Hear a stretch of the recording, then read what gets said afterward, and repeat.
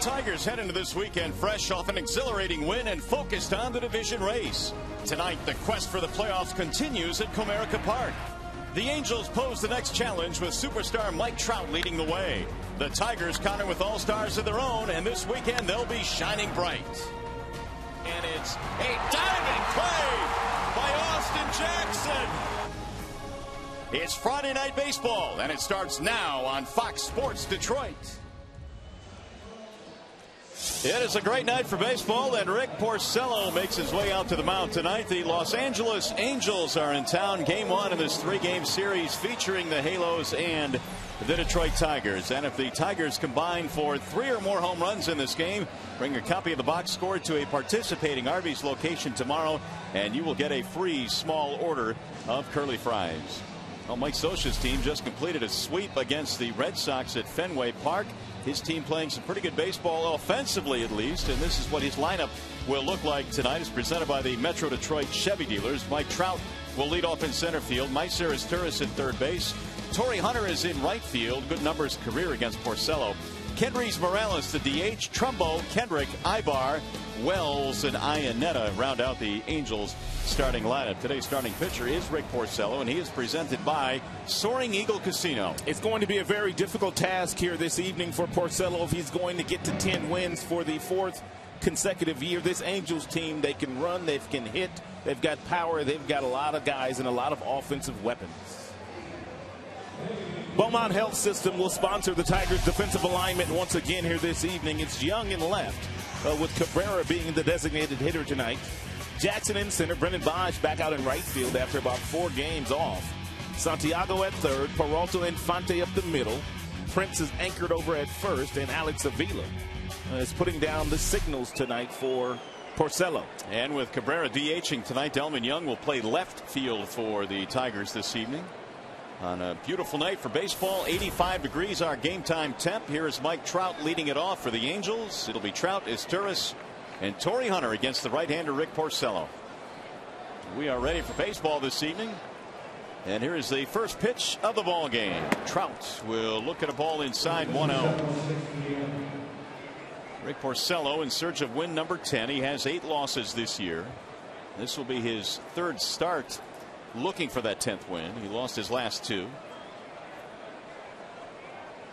Here's the 1-0 pitch to Trout, and he looks at a ball outside. 2-0 the count. Mike Trout right now enjoying a 10-game hitting streak. Had a big series against the Red Sox. 6 out of 14. Stole a couple of bases the last 3 days. He has certainly been as advertised this year. What a tremendous rookie season. 2-0 is chopped to third on the backhand there. Santiago, and Trout is out, 1 gone. By the way, this game is available in high definition on Fox Sports Detroit HD, sponsored by Xfinity from Comcast. 1 out for Myceris Turris. Batting in the 2 slot in this ball game tonight. The Angels are without Albert Pujols. He's out of the lineup again this evening. And as Turris looks at a strike. They scored 14 runs and had 20 hits last night in a 10-inning game in Boston without their superstar slugger Albert Pujols. He has a calf problem, which has kept him out of the lineup. Here's the 0-1. Ooh, look out. Fouled off, and there goes the bat. He launches it back into the dugout. As you mentioned earlier, it's not been their hitting and that's been their issue in the month of August, but their pitching has not been very good, whether it be the starters or whether it be the relievers. Did Avila take another one off the noggin? It sounded like it, right up the mask, I think. Mike Scioscia in his 13th year as the Angels skipper. They played a wild one at Fenway last night. The Angels were down 6-0. Ended up winning the game in 10 innings, 14-13. Here's the 0-2. That's hit the other way and through. A base hit for his Turris. Well, he told you that Porcello, because of the way he pitches, will give up his share of hits. And that's something the Angels, of course, have been doing awfully well of late. He has given up a total now of 180, which paces the American League. Here's Torrey Hunter, who's having himself a fine season. He's 5 for 13 against Tigers pitching. He always seems to play very well against Detroit Tigers pitching, going back to his days as a Minnesota Twin. Yeah, I was looking that up before the game. Career Torrey is a .284 hitter against the Tigers. Lots of home runs. He's done his fair share of damage against Detroit. And he's also done it against Porcello. Mike Scioscia has the same pleasant problem that Jim Leyland has right now, a surplus of outfielders, all capable of playing every single day. So whoever hits is going to play. And you know Trout's been hitting, and Trumbo's been hitting bombs. So those two, along with Torrey Hunter, have been getting the bulk of the playing time. Vernon Wells is in there tonight. He's batting in the 8th slot in this lineup. 1 ball, no strikes on Hunter, and another throw, and this one a little bit closer. Izturis has been a good base stealer this year, but this time he barely got back. Has 14 steals, and the Angels come in with 103 as a team. So the second consecutive series, the Tigers have seen teams that really like to run the bases, teams that really like to steal a lot of bases.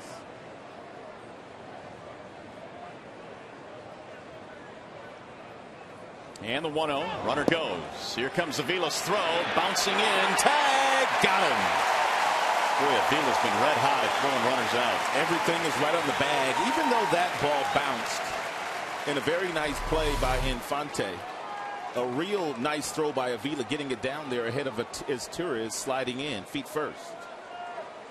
I really like the way that Infante straddles the bag and takes all the throws. And all he has to do, because Avila has been on point with every single throw, is grab it, whether it bounces or whether it's on the fly, and simply just drop the glove on the leg. He has been smooth. I love the way he straddles the bag. It's a high fly ball to right field. Bosch coming over. Should end the inning. And it does. So nothing doing for the Angels. No runs are hit and nobody left. Here come the Tigers against Zach Greinke.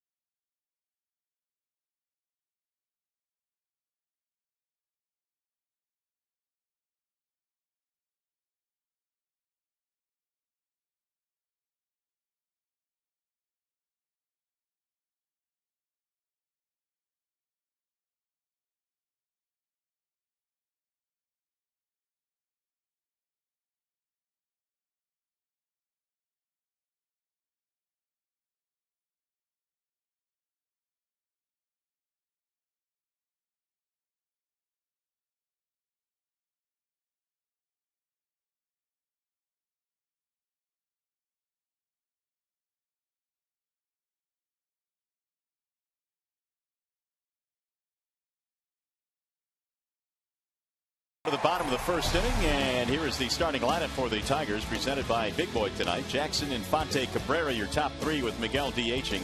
Fielder Bosch, Young in the middle, and then your bottom three, Peralta, Avila, and Santiago. Zach Greinke, the starting pitcher tonight for the Halos. He is presented by Bill Fox Chevrolet of Rochester. He has made 5 starts for his new club since the trade deadline, and he has not fared all that well. The ERA is north of 6, and he's walked 13, struck out 28 in 32 innings. So Zach not pitching the way that he is capable of pitching yet for the Angels. So Greinke will face Austin Jackson, who's batting .312 and 3 for 15 this year against Angels pitching. AJ fouls it straight back. 1 ball, 1 strike. Jackson, then Infante, then Cabrera. Greinke has worn a few uniforms. Of course, we remember him in the Central for many years with the Kansas City Royals. Won a Cy Young with them. Here's the 1-1. Just a tad low, 2-1. When he was pitching for the Kansas City Royals, his fastball was 95, 96. He could paint it inside and outside at the knees. His slider was a plus pitch. His changeup was very good as well. Lifted in the air to right center field. Trout's cruising over. And it's the right fielder Hunter who makes the catch. Anything with any air underneath it that lands in their outfield is not going to be a base hit. These guys can really cover some ground. That's Wells, that's Trout, and that would be Torrey Hunter. Trumbo, Kendrick, Ibar is Torres. Round out the infield, and Chris Iannetta is the catcher tonight. Mike Trout went to the gap to try and get that ball, but Hunter said, I played some center field in my day. Don't worry, I'll take this one. And that'll bring up Omar Infante.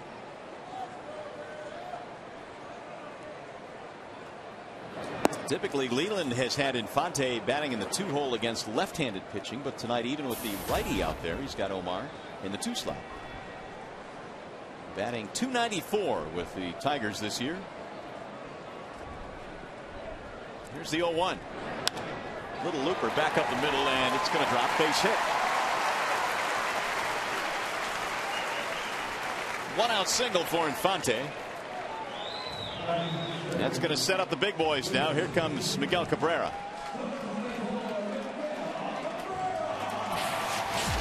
And Cabrera had to leave yesterday's contest after his first at bat. You could see that he's limping out of the batter's box after popping out into the outfield. And when he went out to his position after that inning, Vila called for Steve Carter, assistant athletic trainer, and he and Jim Leland decided that that was enough for Miguel yesterday afternoon. Greinke's first pitch, a breaking ball that drops in 0-1. Miguel was already battling a little bit of a sore left ankle. Now the right ankle is a little bothersome for him, so you wonder if that will have any effect whatsoever on the way that he swings the bat this evening. You do wonder that. We do know that the left ankle didn't bother him at all in swinging the bat. There's a high drive to center field. Way back. Trout is going to the warning track to make the catch. He hit that thing a ton, but to dead center field, about 400 feet, 2 gone. Early returns are that Miguel is still able to swing it. 2 outs now for the Prince. That one sounded good off the bat, but anytime it's to center field, it's got to go a long way. These 2 guys were teammates last year. Prince's final season in Milwaukee, and it was Greinke's first season in Milwaukee. Fielder at 307. Breaking ball is a tad outside, 1-0. A little bit of a different shift here. I mean, usually the shortstop is on the second base side of second base when Prince is up, but Mike Scioscia electing to put his second baseman in the outfield and keep his shortstop on that side of the bag with Prince in the batter's box. 1 ball, 1 strike. You look at Prince's numbers, he's hit 307, 22 homers, and 89 runs driven in. So this shift that some opposing managers like to play against him, it's not working all that well. No, to say the least. Here's the throwback. You know, when you talk about these shifts and you talk about how different managers play the different shifts on a guy like Prince, how much does that night's starting pitcher, do you think, come into play? I think that does come into play, and also something that comes into play as how they're going to pitch him, because certain starting pitchers will pitch him differently depending on their arsenal. Here's the 1-1, and it's a strike called. 1-2 the count. Well, we do know that Greinke has tremendous pitchability, and so his ability to attack fielder he'll certainly, I'm sure, will play into the hands of the shift. We'll see.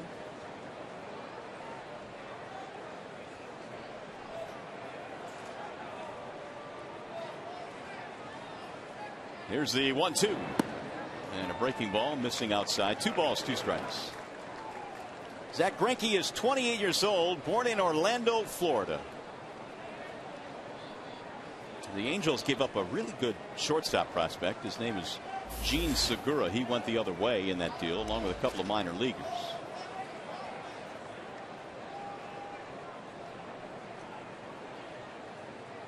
Here's the 2-2. And he missed inside. 3 balls, 2 strikes. Has that good fastball that Greinke possesses. And usually when he does throw that fastball, it's at the knees and it's firm. And he can locate it wherever he wants to.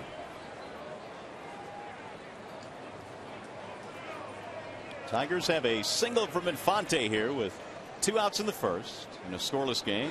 A runner on the move, and there's ball 4. That fielder gets the pass. He's going to bring up Bosch.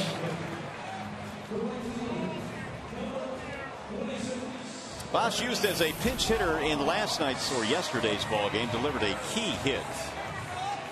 But for Brennan, his playing time has decreased as the Tigers have seen a slew of left-handed pitching. First pitch that Brennan Bosch saw yesterday afternoon from the veteran Darren Oliver. He whistled right back through the box and drove in the first run of the game for the Tigers. They went on to score 1 more and then won the game in extra innings.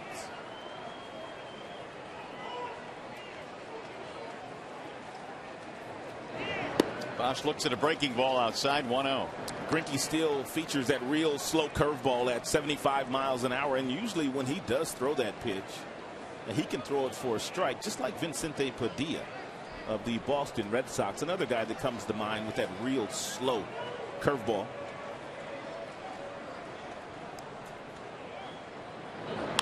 Bosch pops it up left side of the infield. Greinke coming over, and the pitcher will make the catch. Good athlete. He jumped on that thing immediately. Tigers will strand 2. He wanted that out, didn't he?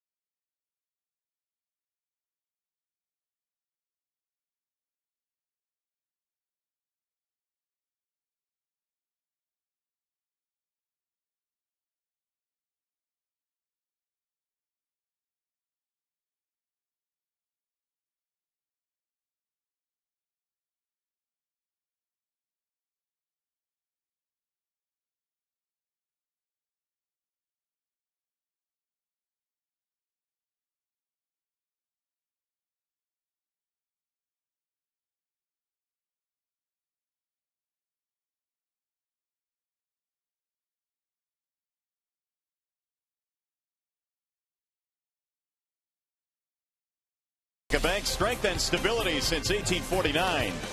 Jeep now get a great deal on a legendary Jeep vehicle at the Jeep Summer Clearance Event. And by Kraft, make something amazing.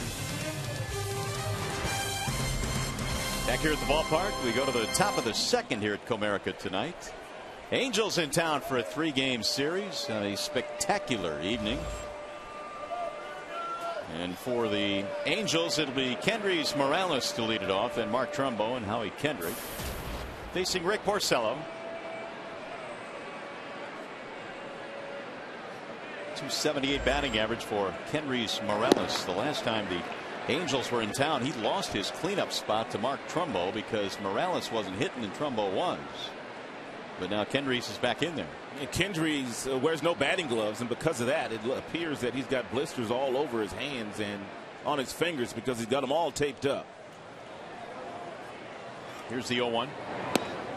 When you play, did you ever play or hit without batting gloves for any stretch? I may have tried it once or twice just to change up my luck. But that's it? That's it. I needed some batting gloves. He's got some fresh ones in the back pocket, though. Ground ball left side, cut off nicely by Santiago, and Morales is out. Well, Jim Leyland feels like with Porcello on the mound today, there's going to be lots of ground balls. And it's not that Miguel Cabrera has not made every single play, because he has made all the plays at third base. But Santiago plays perfectly there against Morales, and a little mini slide there and very accurate throw across the diamond to fielder. One of many ground balls that Porcello should get in this ballgame tonight as Mark Trumbo stands in. There have been times this year where Cabrera has been the designated hitter, and an Infante would play third base, and Santiago would simply slide over to second. But Jim really gave no rhyme or reason why Infante continuing to play second and Santiago over at third today. Meanwhile, Cabby with the sore ankle DHing. But you'd have to feel that he's awfully comfortable with the double play combination up the middle now with Peralta and Omar. Trumbo looks at a ball inside. I think that's probably the biggest reason, Rod, when you consider that Peralta and Infante have worked a lot during batting practice on double plays and getting a feel for each other. Why mess that up, I suppose? Great point. They have really worked extremely well up the middle now. Here's the 1-1. Little looper into right. Opposite field single for Mark Trumbo. Second hit of the game for the Angels. Avila was set up inside. I'm not so sure he got this ball in as far as Avila was set up inside. And that's how you have to pitch Trumbo. And you'll take giving up a bloop single the opposite way. You see where Avila's at. He's inside. And let's see where the pitch goes. See, he misses his target. And when you're going to go in there, you have to get it in there against a guy like Trumbo. 1 on 1 out. Here comes Howie Kendrick. Batting .287. Kendrick will take a strike, 0-1. This is a really good offensive team. And then when you add in Pujols, when he is healthy, it is one of the better offensive clubs in the major leagues. And the reason I say that is they've got a tremendous amount of speed up and down the lineup, and they've got some pop in the middle of the batting order. And Mike Trout, their leadoff hitter, has quite a few big flies too.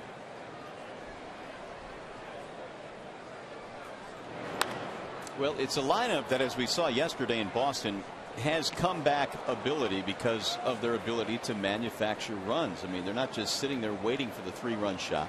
Yeah, they were losing by 6 runs real early, 6-0 as a matter of fact. Then they went to 8-6, and they kind of seesawed back and forth the remainder of the game.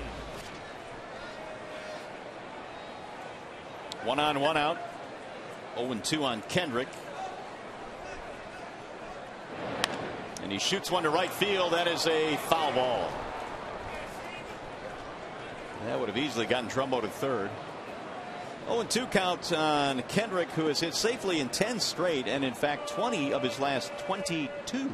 Here's where you might want to change the eye level of Kendrick here. Obviously, everybody that goes to the dish against Porcello, they're always looking at the knees and below because that's his signature pitch, that sinker. But every now and then it's not all bad to go upstairs with a good 4-seam fastball to see if you can get a swing and miss.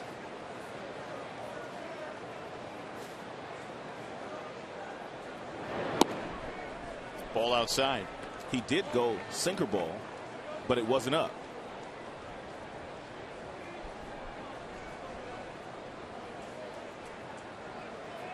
Or I should say fastball, and it wasn't up. Sinkers are supposed to be now. Kendrick has knocked in 44 this year. Swings and misses, and down he goes. First strikeout of the game for Rick. Real nice off-speed pitch here by Porcello, and it's something that he did very well 5 days ago. He got to several off-speed pitches really early in the game against the Baltimore Orioles. He really only made the one mistake in that game, and that was the 3-run home run to Davis, and that pitch really wasn't all that bad. Nope, certainly had a chance to win that game. Striking out 6, walking 1. Eric Ivar, the batter.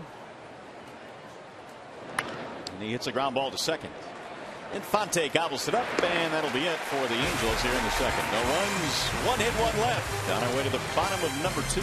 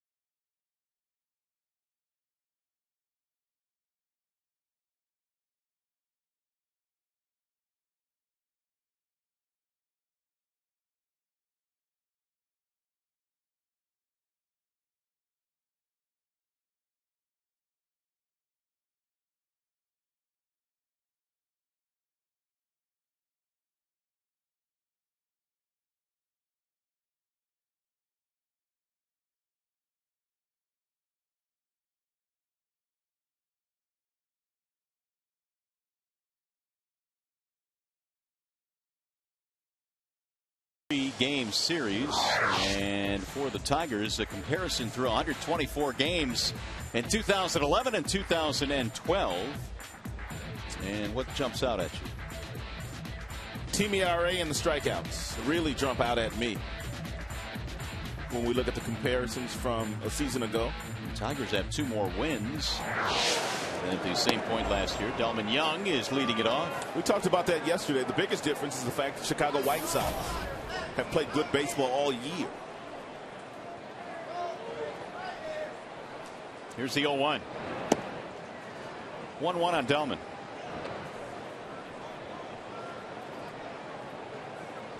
Zach Greinke gave up a single and a walk in the first inning. Tigers unable to get to him, though, as Bosch popped up. Young sends a ground ball left side of the infield. The shortstop Ibar has it. Guns and gets him. The Tigers conclude this 3-game series with the Angels this Sunday at 1:05. All kids 14 and under receive a Tigers back to school lunch bag. Call 866-66-TIGER or visit tigers.com.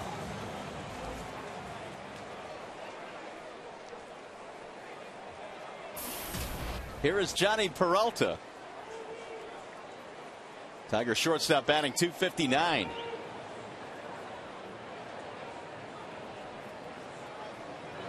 Greinke delivers a strike. 0-1 on Johnny. Peralta on the homestand, only 4 hits so far.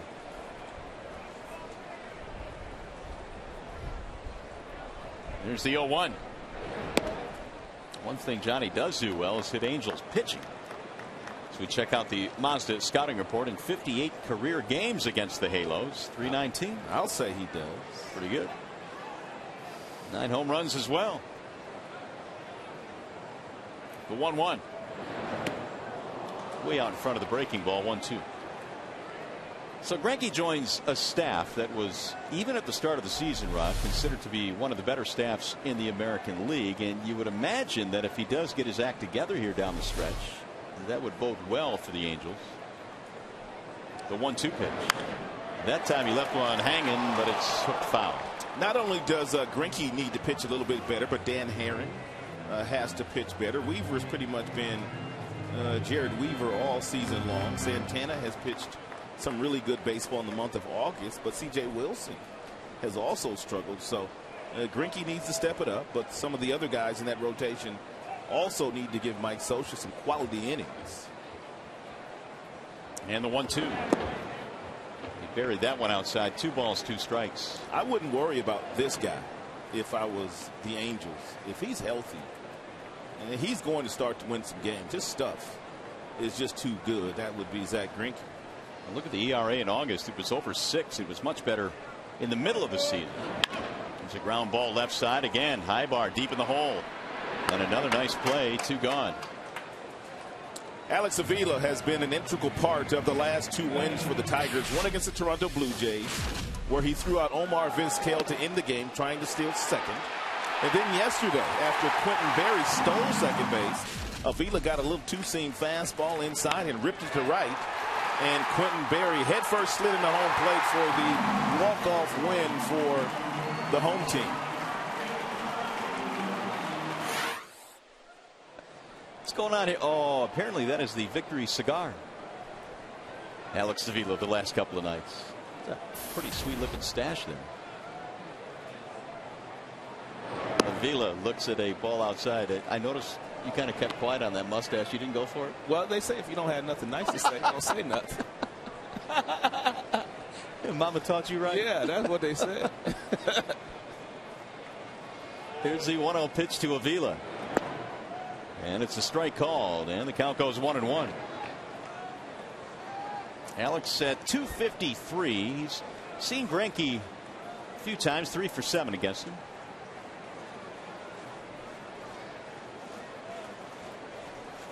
Now the 1-1. 2-1 on the Tiger catcher.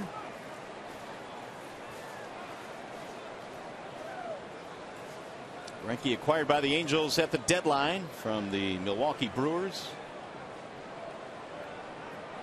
He was 9-3 this year with Milwaukee. There's a strike call. Chicago White Sox really made a strong bid to acquire Greinke as well at the trade deadline, but it was the package that the Angels were offering to Milwaukee that was more glamorous than the package that Kenny Williams was willing to give up. In the air toward left center field. Vernon Wells on the run. He'll get to the warning track and haul it in. 1-2-3 frame for Greinke. You're watching Tigers baseball tonight, presented by Bell Tire.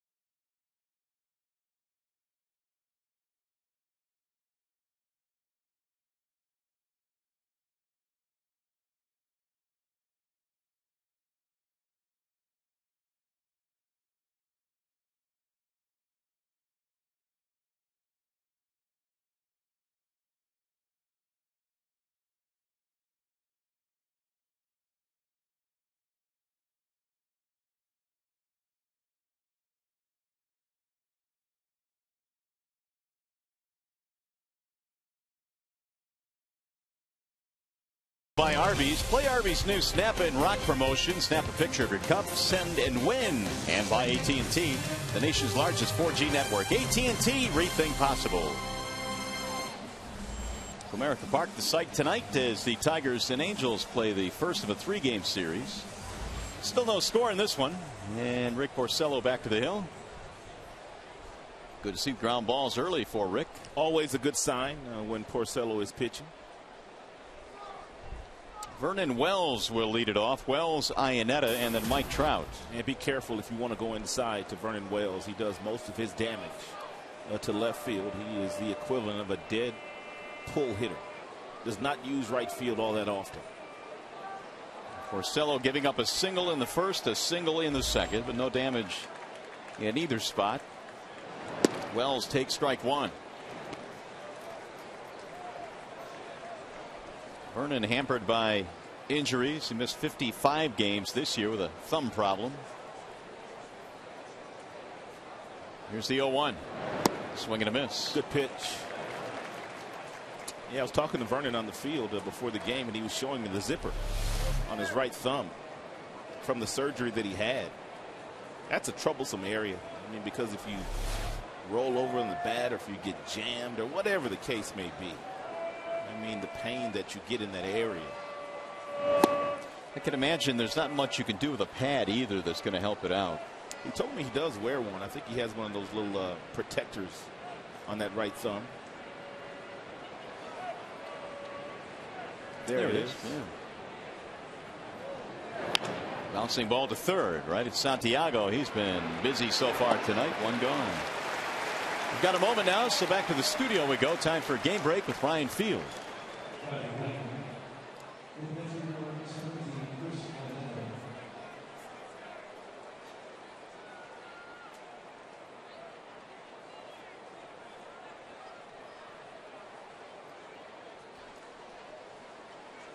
Ryan, thank you. Here's a peek at the wild card standings. Tampa, Baltimore, Detroit, and Oakland all knotted up.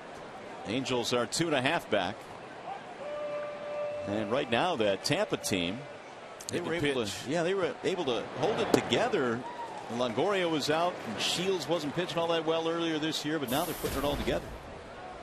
And that staff is really rounded into form. Good manager, too. Joe Madden, a really good manager. Iannetta, the catcher, batting here with one out. And he takes a ball outside, 1-1. He's been swinging it. Iannetta, 379 over his last 8 games.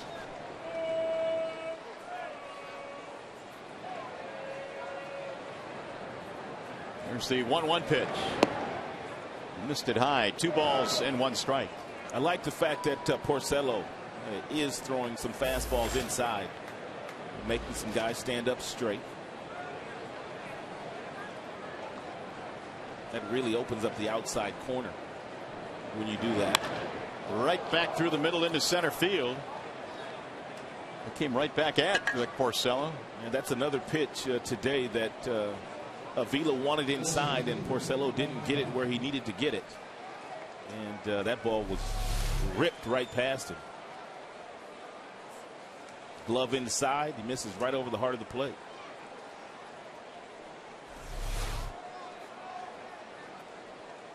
Top of the order now, Mike Trout. Grounded out to start this ball game, batting .345. So 24 home runs this year. That's it for a strike, 0-1. Trout is on pace to become the first player in the history of the game to hit over .340. Hit 20 or more homers and steal 40 or more bases. Now he's got a full month and then some to keep that average over .340, but that would be an accomplishment. And Porcello just missed. 1 ball, 1 strike.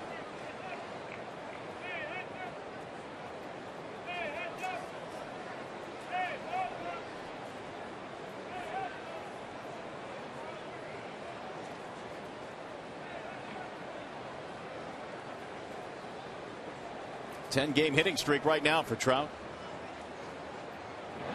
And he sends a ground ball to third. Santiago has to go off the glove. Everybody is safe.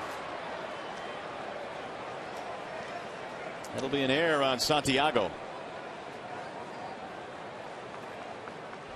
Santiago tried to do too much here.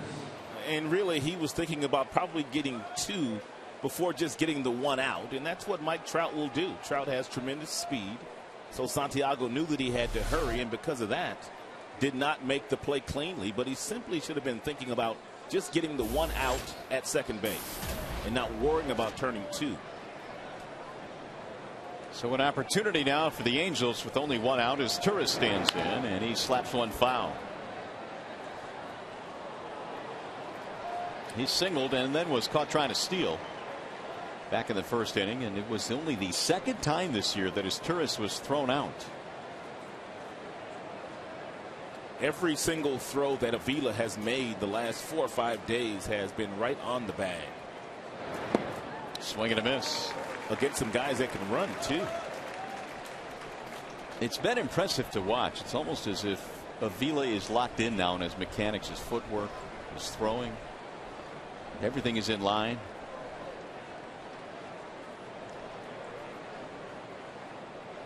Iannetta and Trout on the bases with 1 out here in the 3rd. Turris has been batting .300 since the end of July.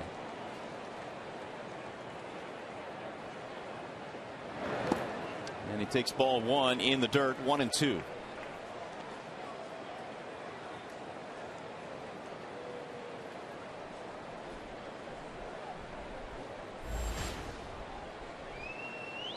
Pretty good ratio, and 35 pitches still decent for Porcello. He had a 9-pitch first inning.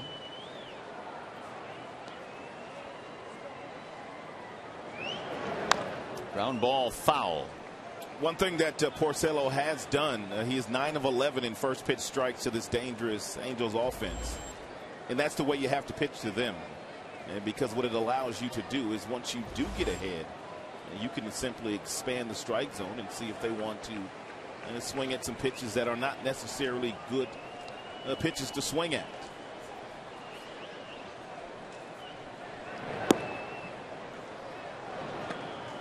Turris let that one go by at 94. Porcello missing to run the count to 2-2.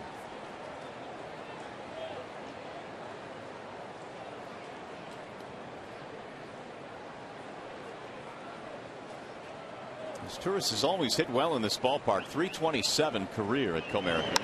And he sends a ground ball to second. This should be 2. There's 1. And there's 2. A 4.63. Porcello gets the ground ball when he needed it the most.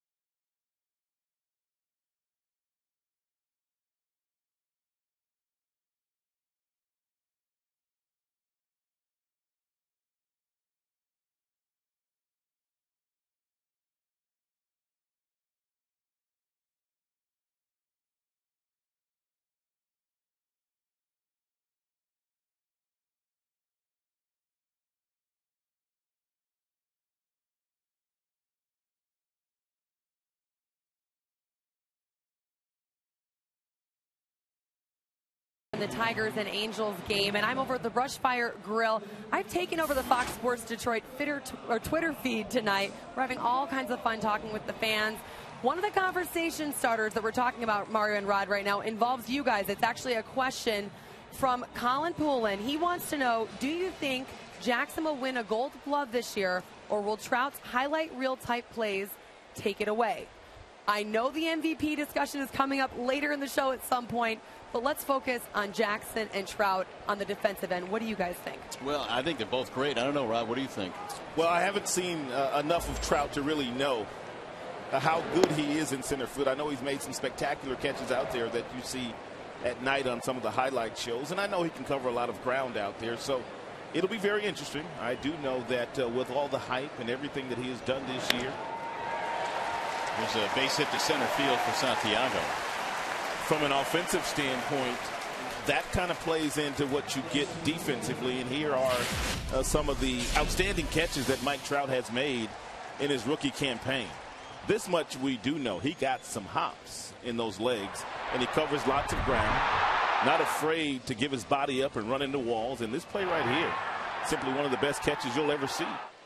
And here's the other thing, Shannon. I firmly believe that something Rod touchdown, the hype really comes into play. Regardless of the numbers, I think that right now Mike Trout is on everybody's radar. So yeah, he's definitely one of the stories of baseball, but you cannot ignore a catch like we saw from Austin Jackson last night. Well, not only that catch, but everything this year. I mean, he has not made one mistake in the outfield. He covers lots of ground. He makes great plays, gets great jumps. You really can't go wrong either way. I just kind of wish that they went back to the old way where they give the Gold Glove to the 3 best outfielders. They don't necessarily pick a left fielder, a center fielder, and a right fielder, and then Jackson most certainly would get one. All right, Shannon, thanks. We'll be monitoring Twitter all night. We'll look forward to your next hit. All right, thanks, guys. If you want to chat with us at Fox Sports DET.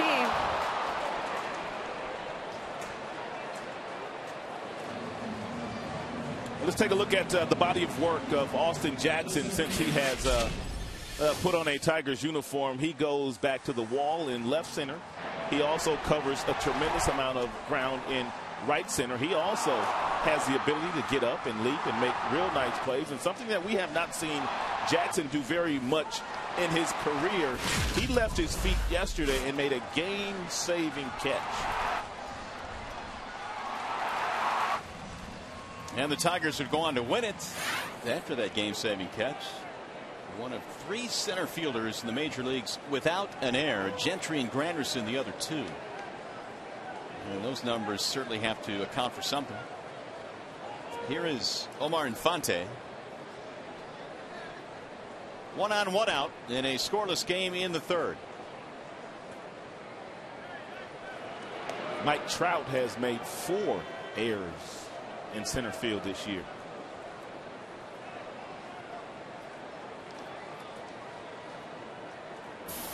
Infante had a single in the 1st inning. Now has hit safely in 6 consecutive games, and that put his average up over 300 in a Tigers uniform this year. 3-0-1. Ball high from Greinke. And speaking of outfielders, that ball that Austin Jackson just hit, and Vernon Wells in left field made it look really easy out there. He has a few Gold Gloves on his mantle.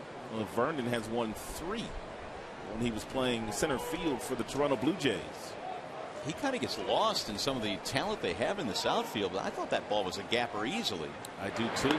And he got to it with relative ease. Well, with Hunter and also Trout and also Wells in left, you're not going to get many hits out there.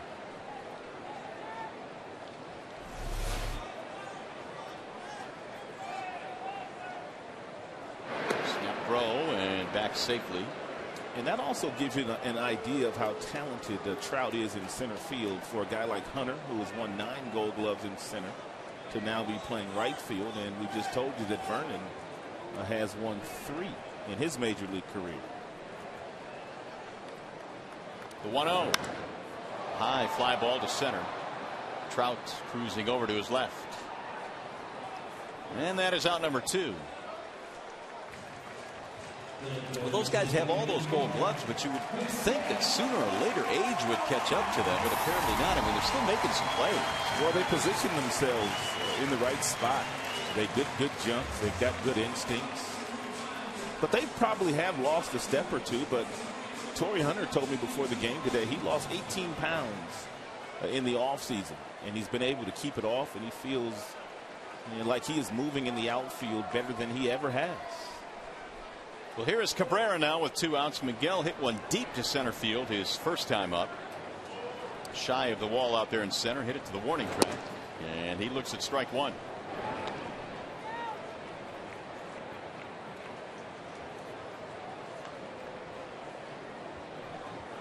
Miguel Cabrera, 4 hits on the homestand, was really slowed by the Blue Jays in that series.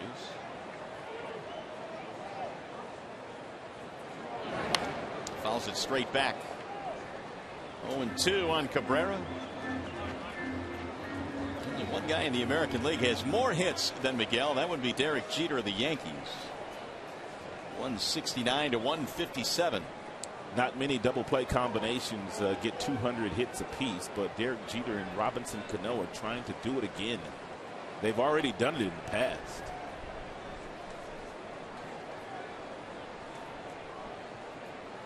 The 0-2 is fouled off.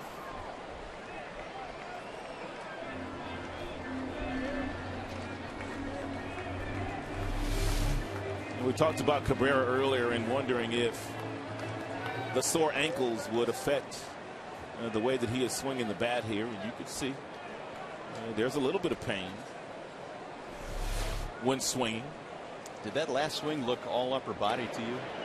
He's not striding, and so that's a great pickup on your point. But we have seen Miguel on occasion not stride with that front leg, simply pick the heel up off the ground and then put it right back down before he starts his swing.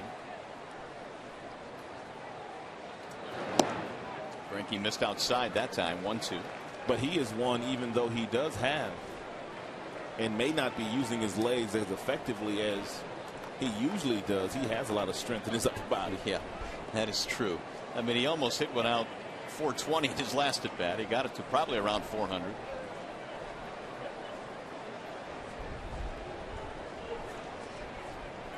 Cabrera tops in the American League in total bases. And he watches that one bounce into the dirt. 2 balls and 2 strikes on Miguel. That is one of the things that, and it's one of many things that are very impressive about Miguel. Very seldom does he leave the strike zone and swing at bad pitches. I mean, you can get ahead of him, no balls and 2 strikes, but very seldom does he leave the strike zone and help the pitcher out. And he's gone from 0-2 to 2-2. And he got him. Strike 3. Grousey ball. At 95 miles an hour, Cabrera agrees with you, but the final word belongs to Jerry Meals. No runs, 1 hit, 1 left. 3 in the books.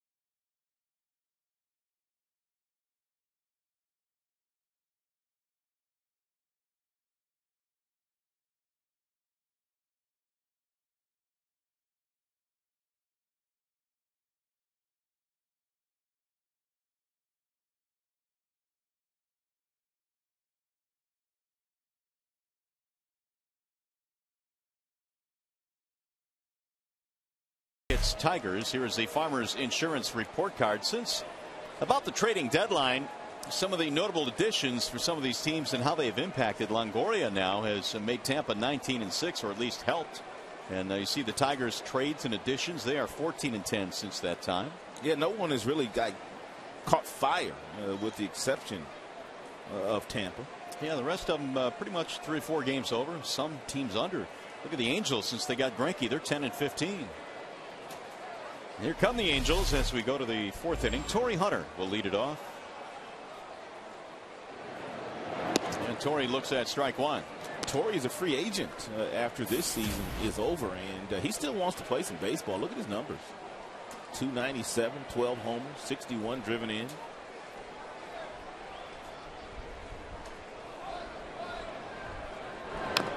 Five years ago, when he left the Twins to join the Angels, many thought that this would probably be his last contract and probably would play out the 5 years and that would be it. But Torrey, as you mentioned, has kept himself in great shape, and there's some rumblings and maybe he'd like to go back to Minnesota. Don't know, but he certainly looks like he can still contribute.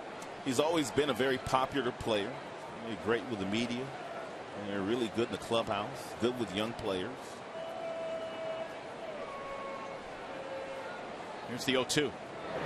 Way high, 1-2. I'm certain that even though Mike Trout has a tremendous amount of talent, I'm sure he has leaned on Torrey heavily to help him learn that center field position and how to play it every day at the major league level, how to play certain hitters. The 1-2. Pull foul. The other thing is that Torrey recognized very quickly this kid probably needed to play center field, probably was going to be a star, and he had no problem moving over to right field.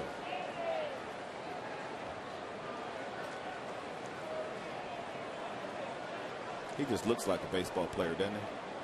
That he does. Here's the 1-2 pitch and grounded foul. Hunter, Morales, and Trumbo here in the 4th.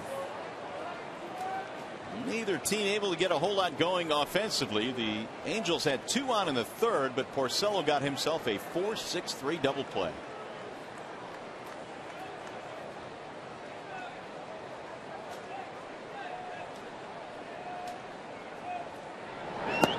Checked it. Missed it low and outside. 2-2 on Hunter. Rick came in 3-1 lifetime against the Angels. However, his ERA was over 6. And so far he's looked really good tonight. The 2-2. Swing and a miss. Hunter is out on strikes, 1 gone. A couple of strikeouts now for Rick. He's thrown quite a few fastballs in this game. And the majority of his fastballs have been anywhere from 91 to 95. That time Torrey Hunter helped him out. He left the zone. But that is a byproduct of the fact that Porcello has been ahead of just about every single Angel hitter that has come to the plate this evening. Here's Kendrys Morales. 0 for 1 with a ground ball to 3rd his first time up. Ball 1.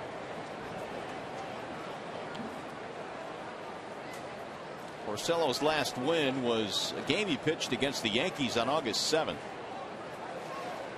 Didn't walk anybody in that Yankee lineup, which is an accomplishment in itself with the way they work counts. Here's the 1-0. Big swing there by Morales. 1 ball, 1 strike.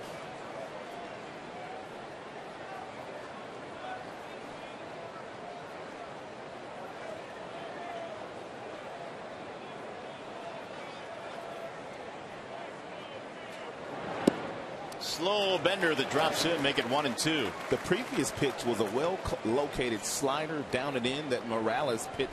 He swung right over, and then Porcello came back with, it looked like he had a changeup grip, but that was clearly a curveball. And he got him, strike 3. Morales disagrees with Jerry Meals. 3 strikeouts for Porcello. Yeah, that time Porcello threw a sinker ball at the top of the strike zone. He started it up. Morales gave up on it and landed in Avila's glove very nicely to get the call from the home plate umpire. And Mr. Foxtrax agreed with Jerry Meals. You got to pitch Trumbo inside. You can't let him extend his powerful arms. 30 homers already for Trumbo. You got to get it in there.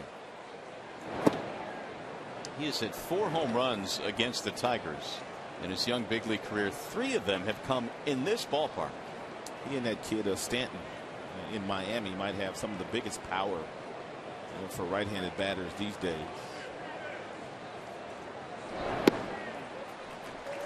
One and one.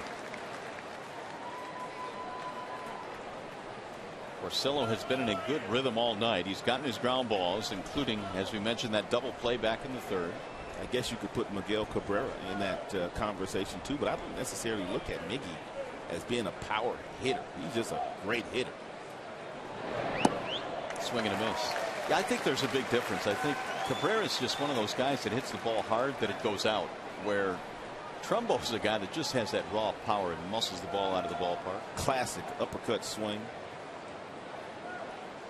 Albert, he can hit some out. Not playing tonight with a tight calf. Looks like he's not happy about standing over there tonight either. Here's the 1-2. And he got him, strike three. Trumbo says, huh? He struck out the side. Porcello with 4 punch-outs.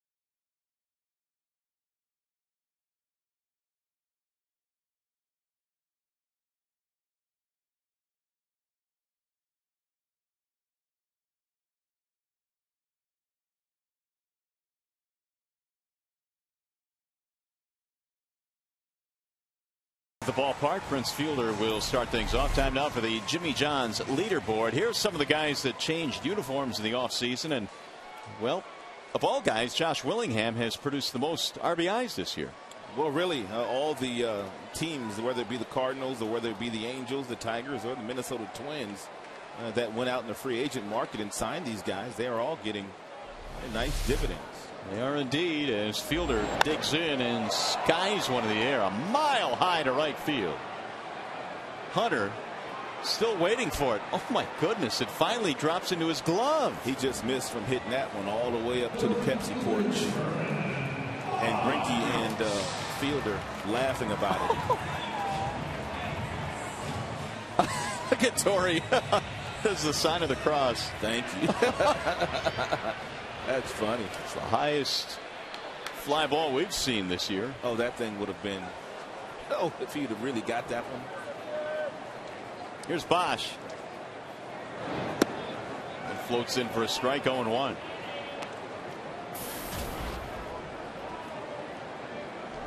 Prince has got that classic uppercut swing. Take a look here. Short, quick, and powerful. Swing and a miss. Chase the off-speed pitch outside. 0-2.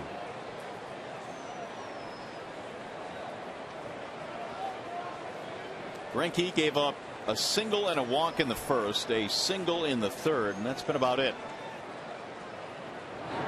Swing and a miss, and he carved up Bosch. 2 gone.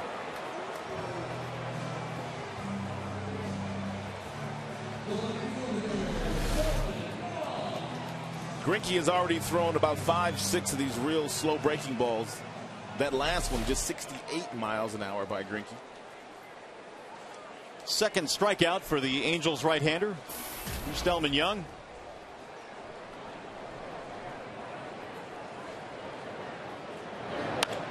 He shoots one on the ground at first base, knocked down by Trumbo. He'll take it himself. And it's a 1-2-3 inning for Greinke. 4 in the books at the ballpark. No score.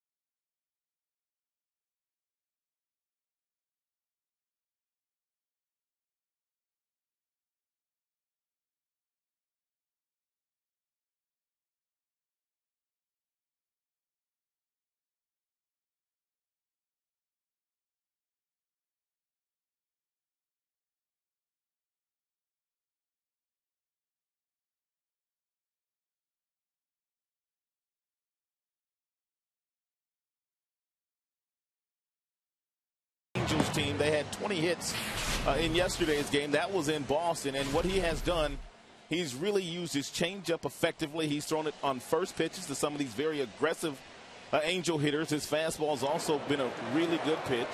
And something that he also does very well is when he does get himself in trouble, he gets the ground ball, gets the double play. And last inning, he struck out the side on a variety of different pitches. So Rick has it going in this one. 4 strikeouts, 7 ground ball outs. And he will face Howie Kendrick here in the 5th. It is still scoreless here tonight. Game 1 in the series. No runs, 3 hits. Angels. No runs, 2 hits for the Tigers. And that's ball 1 to Kendrick. .286 batting average for Howie Kendrick. He struck out against Porcello in the 2nd. And then Rick added 3 more punch-outs in the 4th.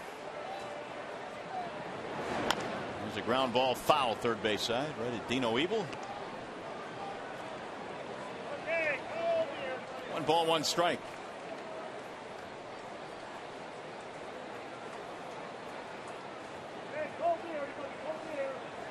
Kendrick and then Ibar and then Wells. These are the 6, 7, 8 hitters for Mike Scioscia's team. And the 1-1. Little chopper back up the middle. Nice play. Porcello will toss him out. 1 gone. When you throw as many ground balls as Porcello throws, you have to get yourself in a good position to make a play. And for the most part, Porcello does that.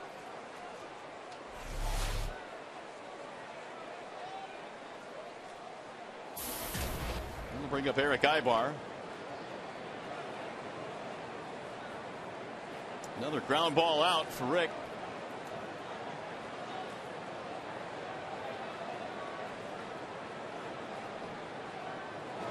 Ibar running up in the box, looks at a strike. He's had a really good month of August. 406.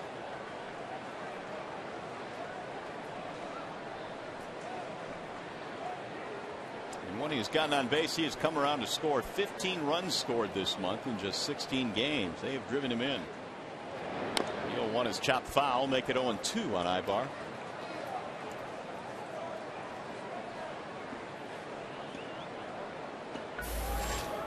Vernon Wells on deck. Angels' best chance to get a run, probably the 3rd when they had 2 men on. And only 1 out, and his Turris hit into a 4.63.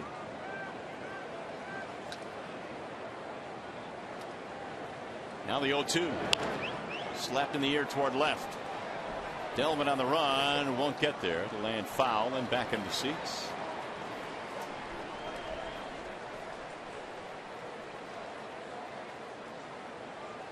Two on Eric Ibar. Slick fielding shortstop's already made a couple of nice plays in the hole in this game tonight. He won a Gold Glove last year.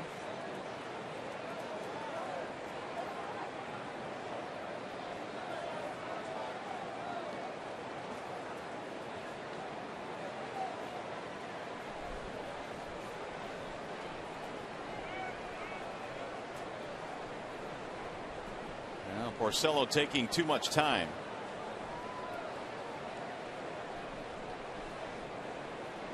Ibar can run. He is 4th in the major leagues in infield hits. But he lines this one to center field. Jackson on the move makes the backhanded play. 2 gone. Here's the AT&T trivia question tonight. Who is the only player other than Trout to hit 20 homers, steal 30 bases before turning 21? There's only been one other. That's it. Can you name him? Some modern day guys, so you don't have to think too far into baseball history. There's Vernon Wells. He bounced out 0 for 1. And the breaking ball is in for strike 1.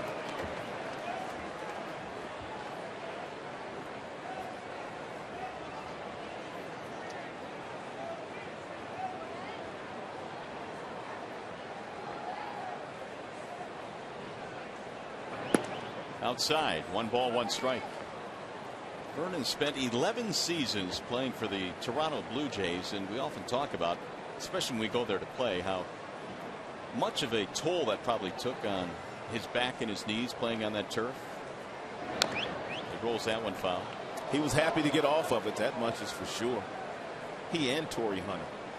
Hunter spent a lot of years playing in that Metrodome on the artificial surface before leaving as a free agent himself. 256 career home runs for Wells.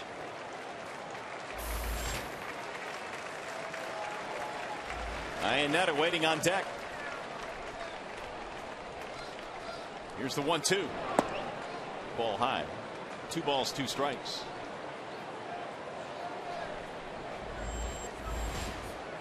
.64 now for Porcello. Had the 9-pitch first inning.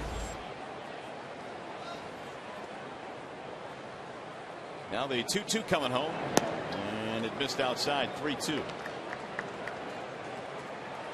Angels in search of a 2-out base runner here.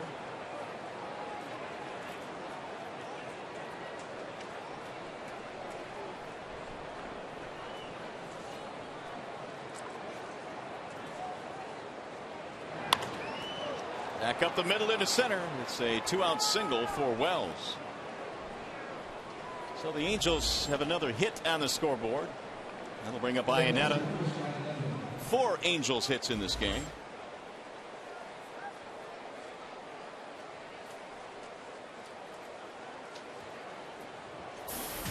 Iannetta had a base hit his first time up.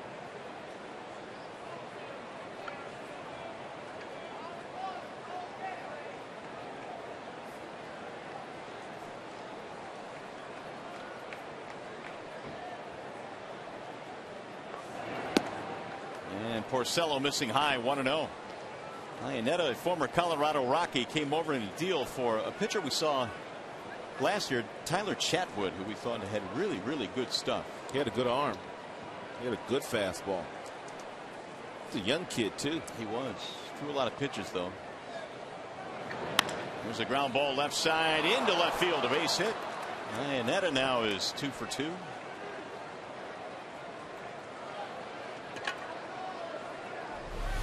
So the Angels trying to get something going here with 2 outs. It's a great effort by Santiago.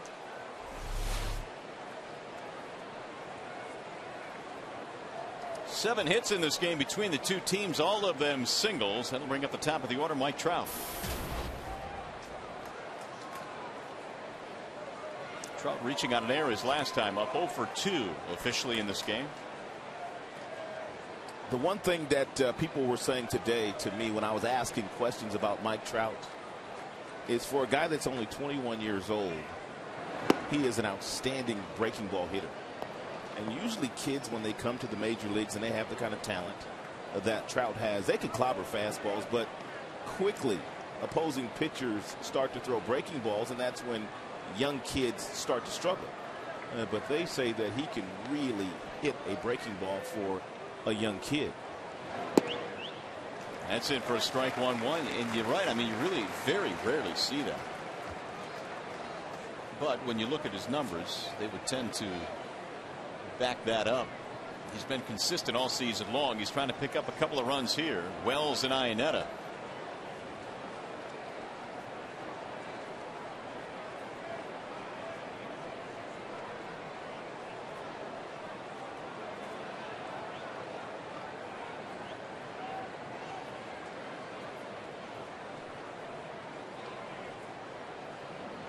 Now Avila calls time, heads out to the mound. Well, you want to be sure that you're making the pitch that you want to make here, and that both of you guys are on the same page. And the guy standing in the batter's box is hitting .376 with runners in scoring position. Even with 2 outs, he's at a salty .341. Here's the 1-1. Right back up the middle. Here comes Peralta. And his throw is in time. Out at first base, and the inning is over. Johnny with a nice play. No runs, 2 hits, and 2 men left. Tigers baseball tonight, presented by Bell Tire.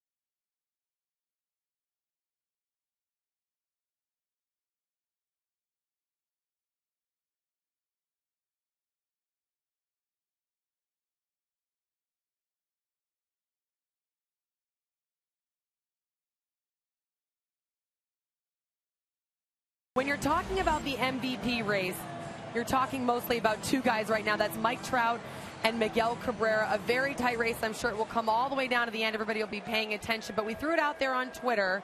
We're wondering what the fans at home think. No surprise here, Mario and Rod. A lot of Miguel Cabrera fans, including McCathcart13, saying Miggy hands down is to the point where when he's at bat, you need to get to a TV to watch.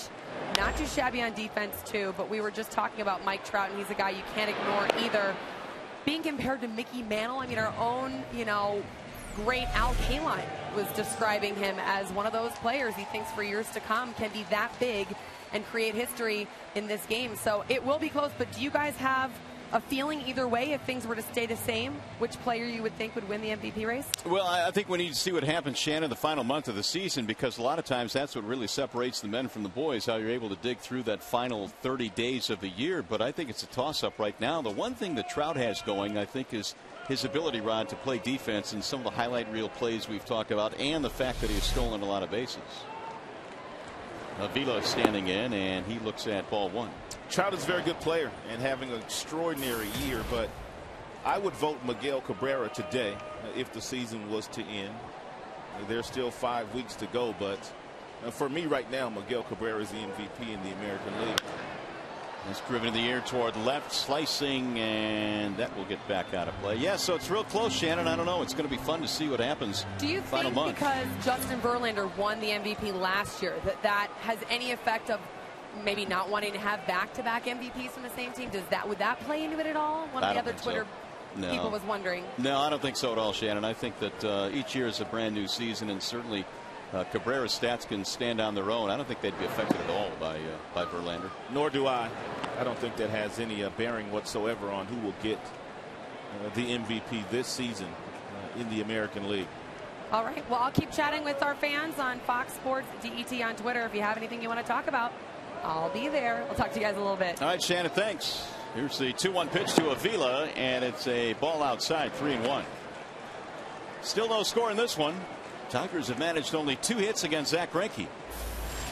Santiago waiting on deck.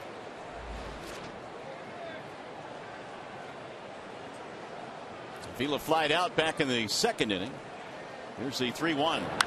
High towering fly ball to left. Vernon Wells will have room for this one. 2 gone. Tomorrow on Fox Saturday Baseball, the playoff push continues as Joe Mauer and the Twins head to Arlington to take on the AL East leading Rangers, or the Cardinals battle the Central NL Central leading Reds. Fox Saturday Baseball begins at 3:30 p.m. Eastern only on Fox. Check local listings for the game start time in your area. Here's Santiago now with 2 outs. And we mentioned the Tigers have only 2 hits. Ramon has one of those, a single back in the 3rd. The other was a single by Infante in the 1st.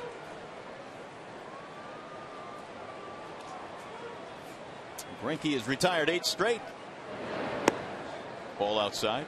Greinke pitching more like the Zach Greinke that we saw a few years ago pitching for the Kansas City Royals, and not the Zach Greinke that has not been very good in 5 starts for his new club, the Los Angeles Angels. Well, apparently he's always been very comfortable pitching in this part. 7-4 career here at Comerica, but his ERA 2.78. That was coming in. And he's done nothing so far to hurt those numbers. In the air, shallow left field. And Wells will have a beat on this one as well in a 1-2-3 inning. 9 straight retired by Zach Greinke.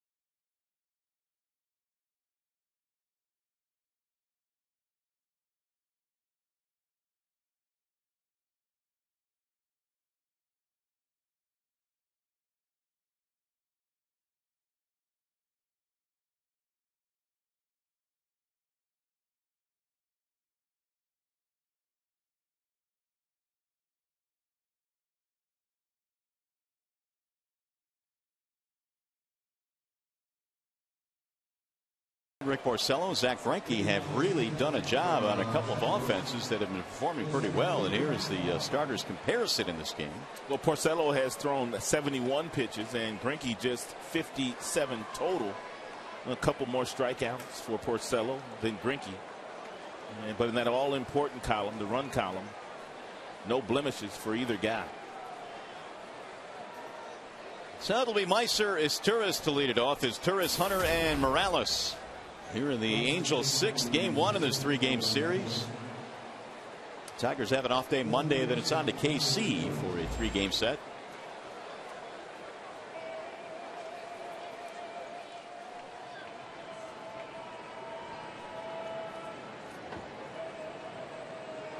Izturis showing bunt, takes it high, 1 ball, no strikes. Meiser now in his 8th season in an Angels uniform. Not much power, has a couple of homers. That's in for a strike, 1-1.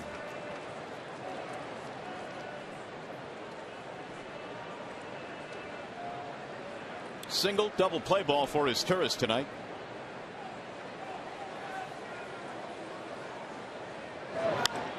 That'll go foul down the left field line. 1 ball, 2 strikes.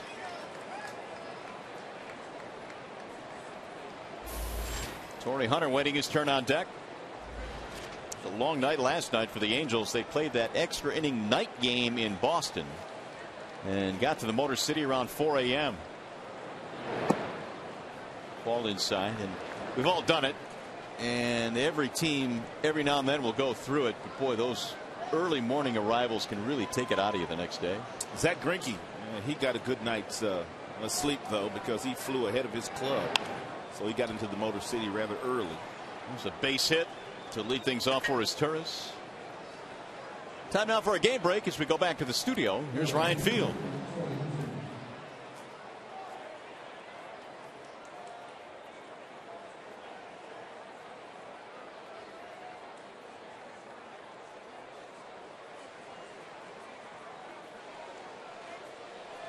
All right, Ryan, thank you. The White Sox came in a game and a half up on Detroit.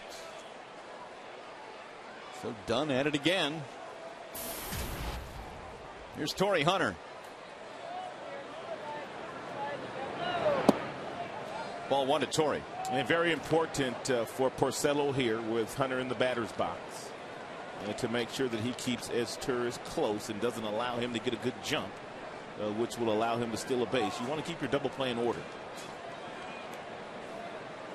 And he's already gotten one of those tonight. He got Izturis to knock into a 4-6-3 back in the 3rd. Runner goes, and it's inside and hit it. So the first 2 Angels will reach here in the 6th. Hit by the pitch.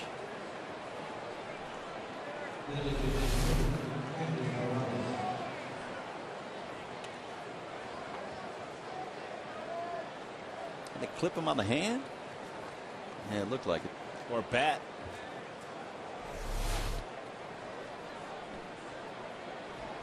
Either way, the first 2 men are on, and now they've got the number 4 hitter coming up. Had that ball hit him in the hands, he'd be in a lot more pain than he is right now. Kendrys Morales. Strikeout, ground out.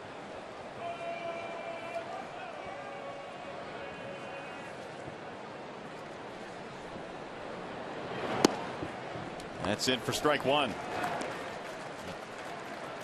Morales has knocked into 7 double plays this year. Howie Kendrick is their team leader. He's in at 21. He takes a big swing. He doesn't get out of the batter's box very fast.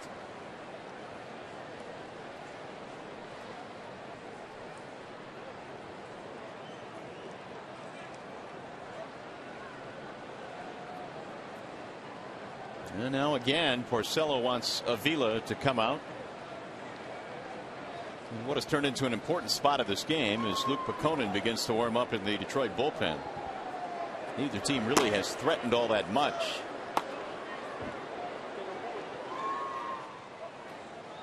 Grounding into double plays has been unfortunately a specialty for both of these teams. 2 of the top 5. It's fouled back out of play. 0-2 on Morales, who didn't play last year, suffered that horrific injury breaking his leg, celebrating a walk-off home run at the Big A. And it's been a long road back for Morales. I'm not sure the Angels really knew what they would get out of Kenrys this year. The numbers have been good. 278 coming in with 16 homers. Swing and a miss, and Porcello gets himself a nice strikeout. 5 now for Rick. It's the second time today that he has struck out Morales. The last time up, he threw him a fastball up at the top of the zone. This time he comes out with a really nice curveball. That ball came out of his hand nicely, and Morales couldn't hold up on it and swung right over the top of it. He's still got to make one big pitch here, get that ground ball. Trumbo single strikeout. Don't forget about his Torres at second base.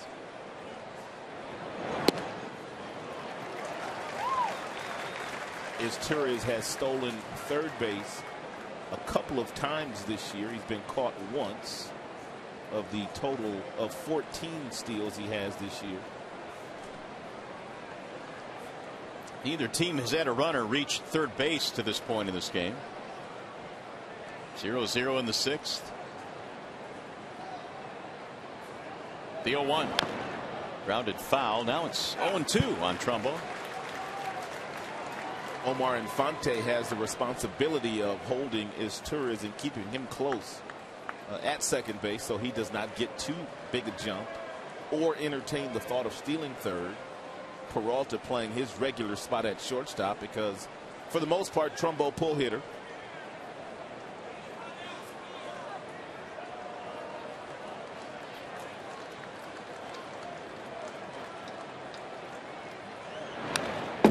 Had a rip and he fouled it straight back. It's a dangerous pitch there. 0-2.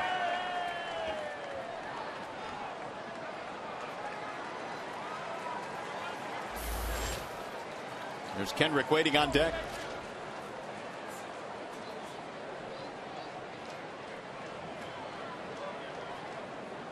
Tigers only 2 hits tonight. The Angels have 6. And he missed it low. 1 ball, 2 strikes. Porcello threw a changeup there, but it was located in a really good area, down and in.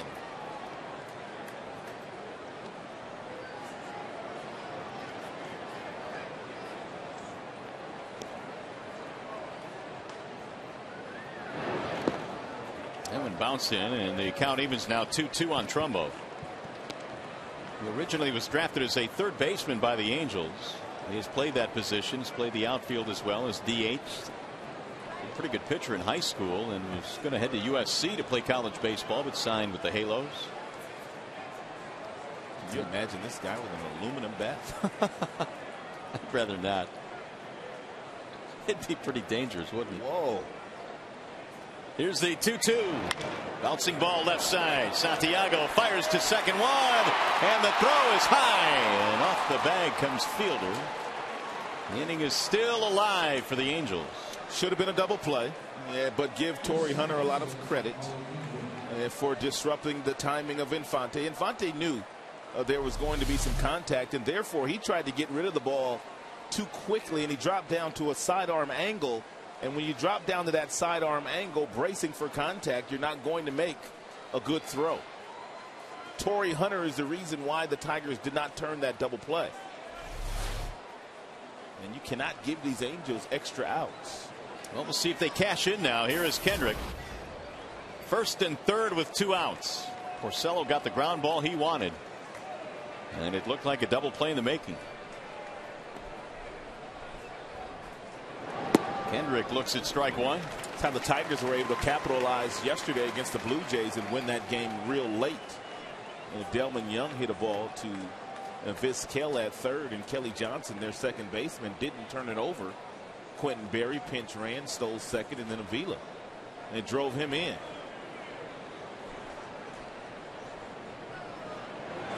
He is showing bunt. And it's strike 2 called as the runner scampers this tourist back to third base. You won't see that very often. And from a slugger like Howie Kendrick. 2 outs, runner in scoring position, simply trying to get the ball down towards third base for a base hit and an RBI. So as a result, he's down on the count 0-2.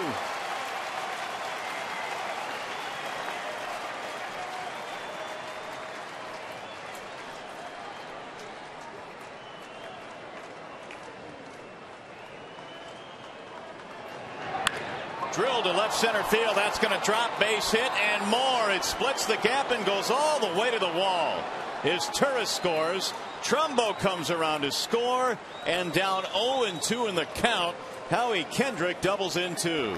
Well, the Tigers should be sitting in the dugout. They should have turned the double play on the ball off of Kendry's Morales, but 0-2, not a good pitch here by Rick Porcello, and most hitters don't miss these.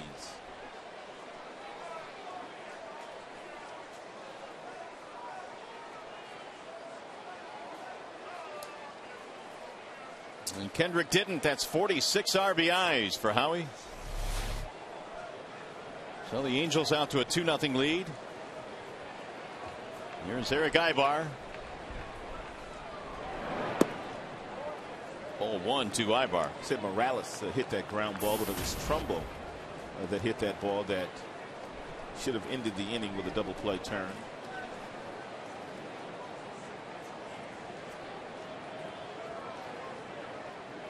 Kendrick now has an 11-game hitting streak. It's a season high. Here's the 1-0. Low. 2-0 the count. 2 runs on 7 hits now for the visiting Angels. And again, the Torrey Hunter breakup of the potential double play gave them life.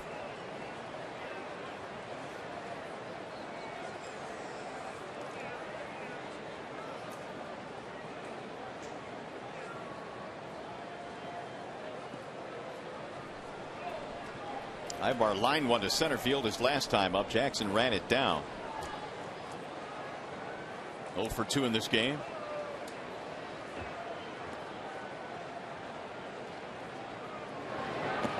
Ball inside. 3-0.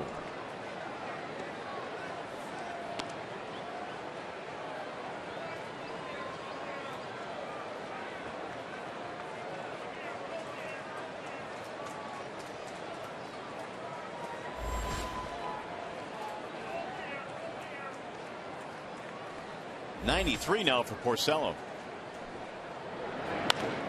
Pulled foul. He was swinging on 3-0.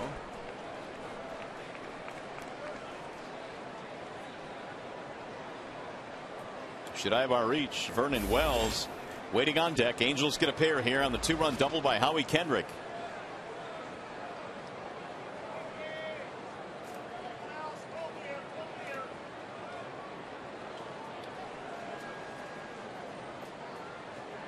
Zach Greinke now has a couple of runs to work with. There's a walk to Ibar. It'll put 2 aboard.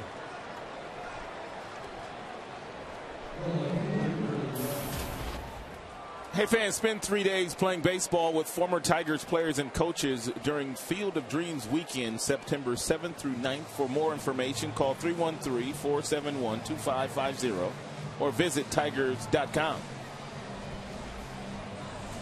Well, Jeff Jones makes his way out to the mound to have a chat with Porcello here. It has turned into a lengthy 6th inning, certainly the longest inning that Rick has had. And Luke Peconen has been warming up.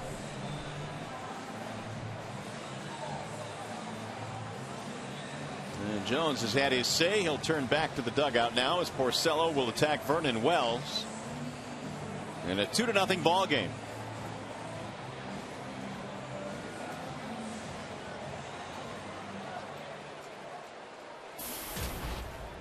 Wells in this game a single and a ground out.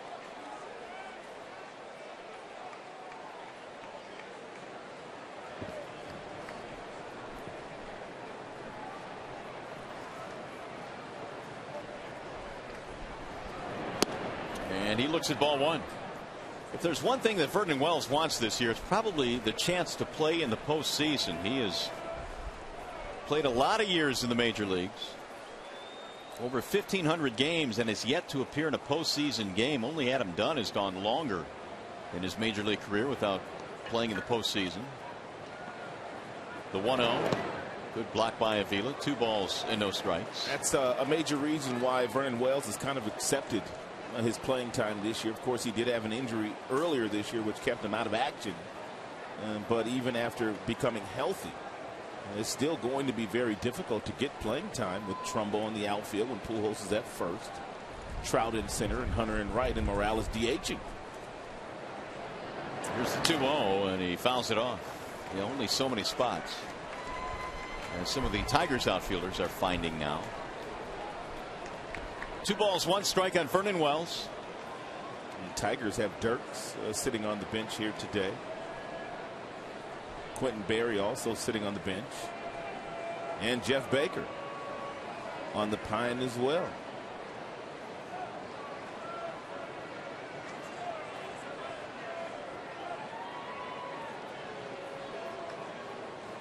Two and one.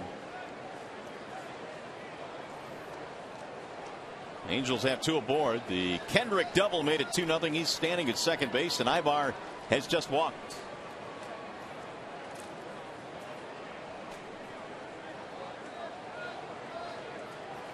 And now Wells will step out.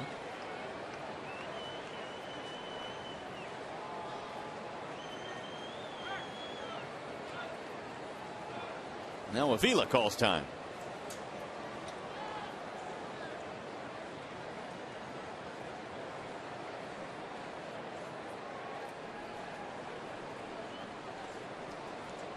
And now Avila says, let's talk about this, because I don't think I've ever seen Porcello and Avila have this many conversations during the course of any of Porcello's starts. Unless they feel like the Angels are trying to steal signs, because they're only having the conversation when it's a runner on second base. And again, Avila has to go down and dig it out of the dirt. And if that's the case, they wouldn't be the first team trying to help one another out with the base runner at second base, giving location, whatever.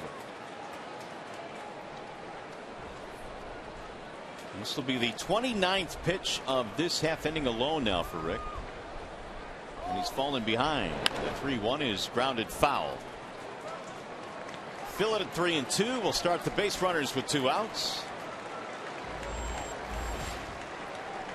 And an even 100 now for Porcello. And clearly the 6th inning is most stressful.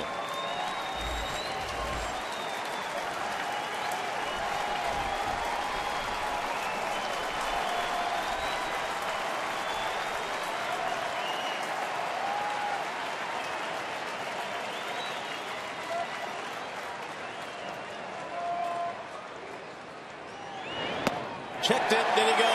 He did. Vernon Wells is out of there. That ends the inning. However, the Angels get a pair. They'll go to the bottom of the 6th.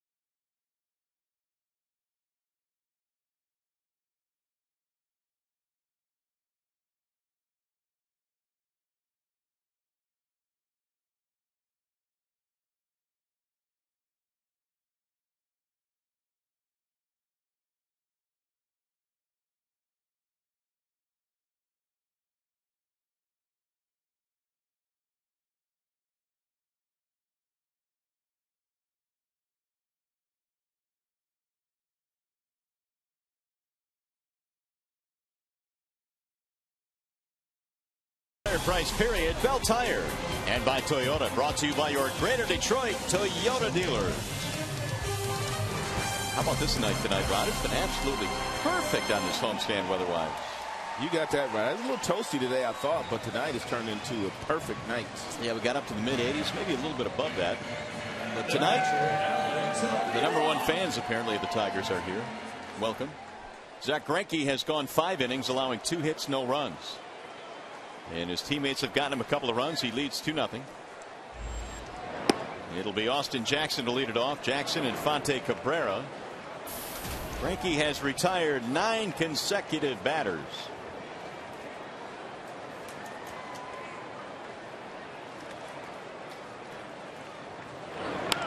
That's lifted in the air to right field as Torrey Hunter camps under it. And AJ is out, 1 gone. Bernstein Advantage brings you the scouting report on the Angels pitching. Get the Bernstein Advantage. We go to bat for you. And since July the 28th, this is unlike what we thought they would have going. Tough to win a lot of games. They've managed to win 10 and lose 15 only because their offense has outslugged the opponents on occasion. But at least so far tonight, Greinke has turned those numbers around. Here's Infante. Ball 1 to Omar.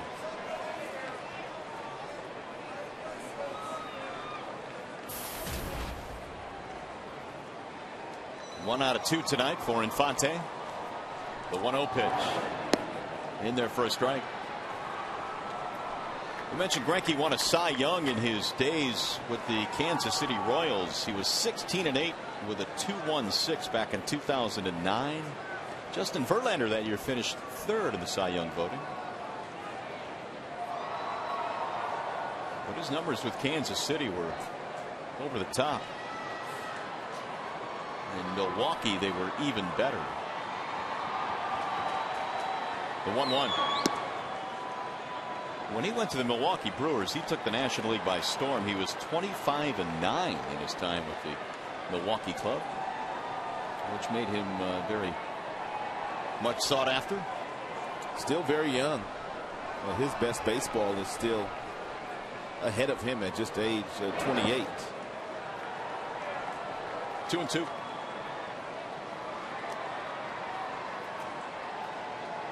Greinke has said that his performance so far with his new team, and these are his words, have just been embarrassing and not acceptable. But so far tonight, he's gone out and allowed just 2 hits. The big fellow waiting on deck, though. Popped up. Shallow right field to foul ground. Trumbo will haul it in foul territory. 2 gone. And while we have a chance, I want to remind you to vote for your Tigers McDonald's Player of the Game, presented by the Quarter Pounder with cheese. Using your cell phone, text Tigers followed by a space and the player's uniform number to 37338. Or if you'd like, vote online at foxsportsdetroit.com. So here's Cabrera.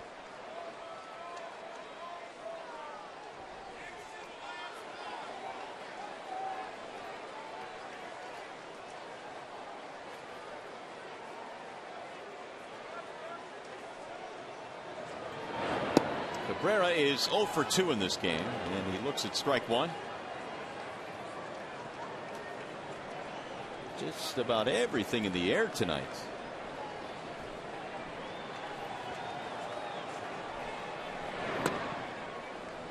This is a very comfortable park to pitch in, especially if you've got your good command, and Greinke has really good command here today. We're in the 6th inning with 2 outs. He's only thrown a total of 66 pitches so far. And this performance tonight is on the heels of allowing 4 earned runs in each of his last 4 starts. The first time he'd ever done that in his career. And they weren't to the best offensive teams in the American League. I mean, a couple of times the Tampa Bay Rays, once to Cleveland, once to Oakland. So he hasn't really been going up against some of your better teams in the American League from an offensive standpoint. Right. Yeah. All of those teams you mentioned really have been somewhat offensively challenged this year.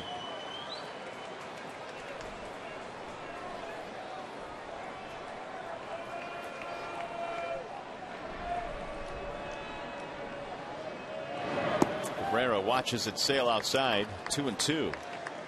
In his first start since the trade, or after the trade I should say, it was against Tampa, and he went 7 frames giving up 2 runs, and the Angels are probably thinking, yeah, that's what we expected.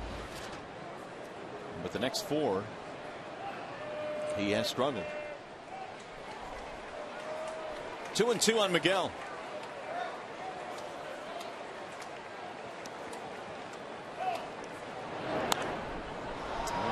Miggy fouls that one away. Got jammed inside. 2 balls, 2 strikes. The count stays.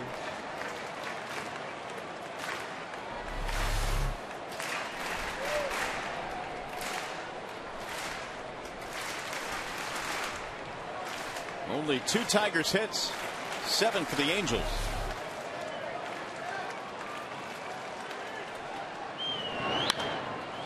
Fly ball again.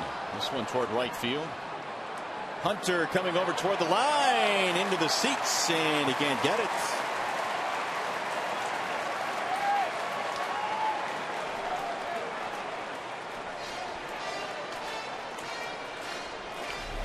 Miguel is a gamer. He is not 100%, but he knows how important he is to his team right now. Wincing all the way down the line. Meanwhile, Hunter had it plucked away by the guy in the green. He's wearing his lucky shirt.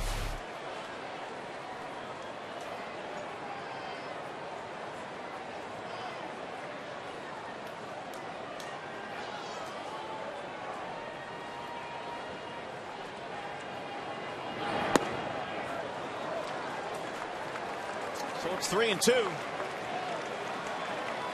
Angels outfield tonight has 9 putouts already in this game.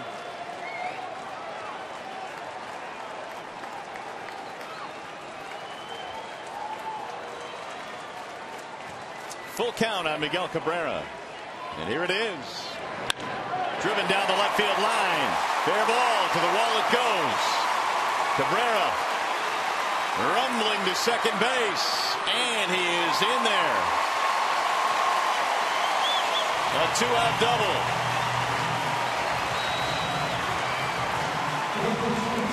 Zach Greinke finally missed one of his spots this evening. That was a 94-mile-per-hour fastball on the 3-2 count, and Cabrera hit this fastball like he knew he was going to get it from Greinke. Every now and then as a hitter, you can look out there in the pitcher's eyes, and you could just tell when he's going to challenge you, because very seldom do we see Miguel take 94-mile-per-hour fastballs and hit them to left field.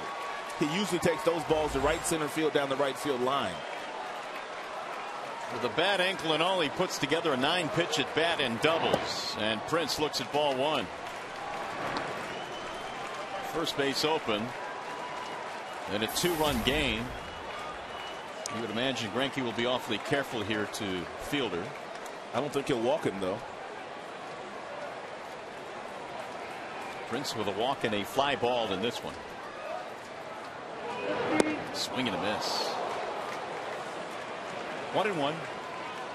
What you're saying is an absolute fact with Prince in the batter's box and Bosch in the on-deck circle, but most pitchers would not walk a guy here to put the winning run in the batter's box, especially a guy that can hit the ball out of the ballpark.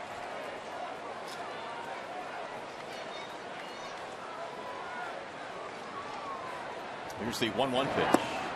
Low and outside. 2 balls, 1 strike. Prince in his last at bat hit a ball straight up in the air a mile high that landed into the glove of Torrey Hunter. Just missed hitting one out. And if he does walk him, that's where Brennan has to step up and make him pay.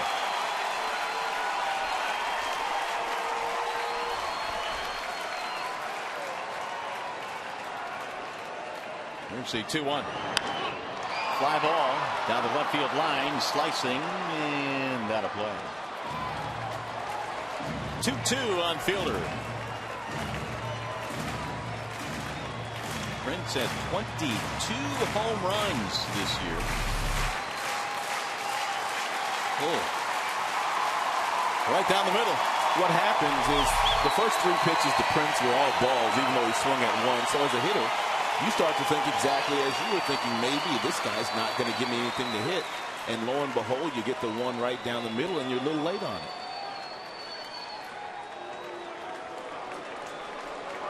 And Prince will step out.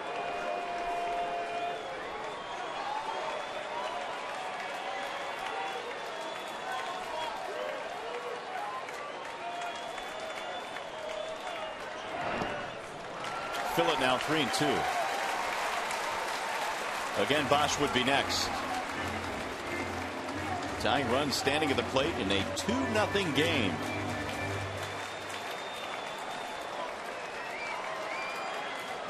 Porcello survived that long top of the 6th. He allowed 2, but could have been worse.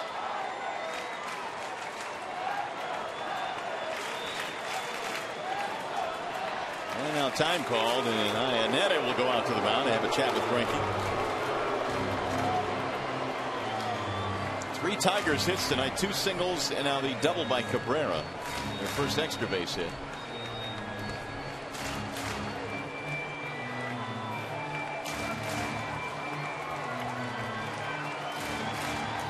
We're at Comerica Park tonight here in downtown Detroit. Another spectacular crowd, spectacular night for baseball. Mario and Pemba, Rod Allen. Glad you are with us here tonight. Brady Klima is our producer. Mark Isofano is our director this evening from the ballpark. And 39,000 plus waiting on a 3-2 to Prince Fielder. Here it is. He got him. Strike 3 on the outer edge, and Prince doesn't like it. Rarely will he sit there and argue, but he's letting Jerry Meals know about it. No runs.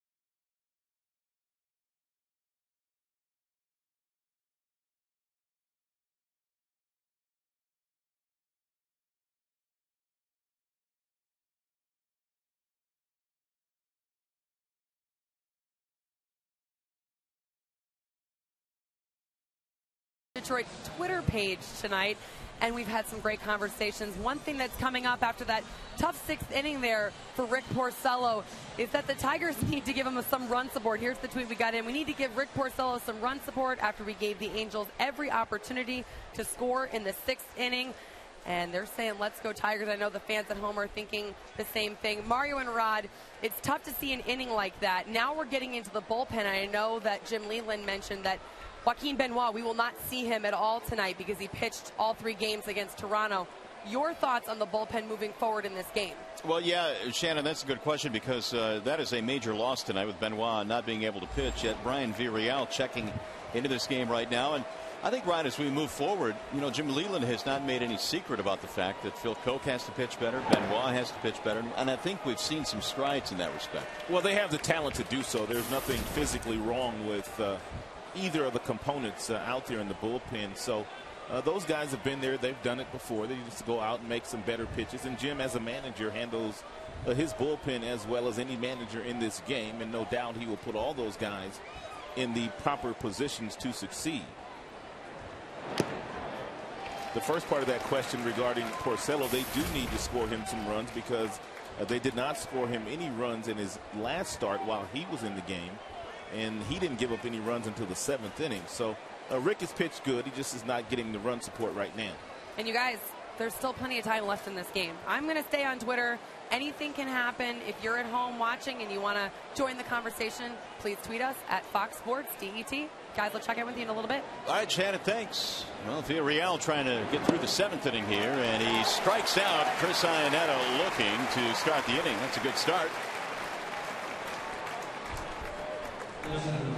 Well, it is time now for the Ace Hardware Scott's fan poll question of the game. And we want to talk about rookie season since Trout is having such a tremendous rookie year. Of these four, which has had the best rookie season in Tigers history? Lou Whitaker, winning the Rookie of the Year, was a Mark Fidrich. You know about him. Justin Verlander and Austin Jackson is D. You can enter your vote by texting ACE, then a space, and the letter answer to 37338. Cast your vote tonight. Mike Trout is 0 for 3. 2 runs, 7 hits for the Angels. No runs, 3 hits for Detroit.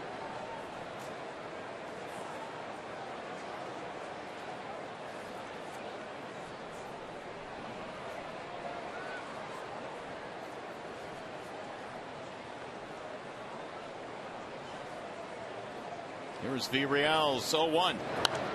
Lifted back out of play. No balls and 2 strikes.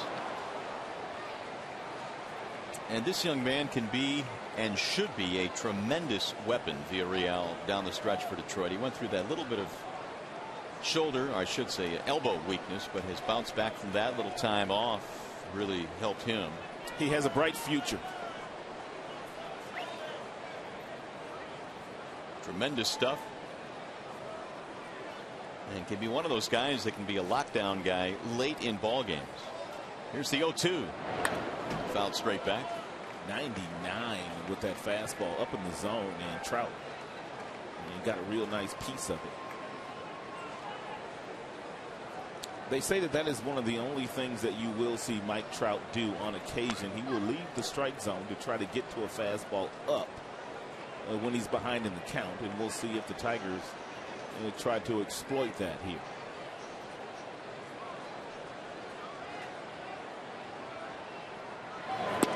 Swing and a miss. Breaking ball, and he swung right through it.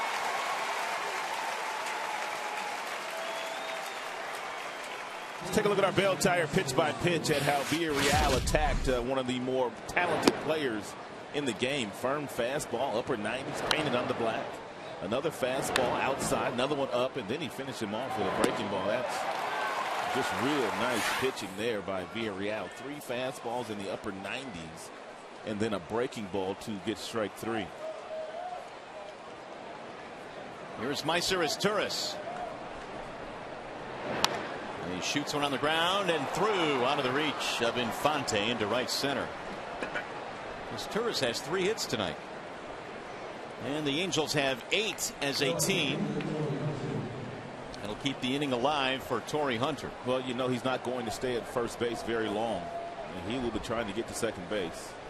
Scioscia gives several of his players the green light, and because of that, we might see a pitch out here from Jim Leland trying to help Avila out, although Avila appears he doesn't need much help these days.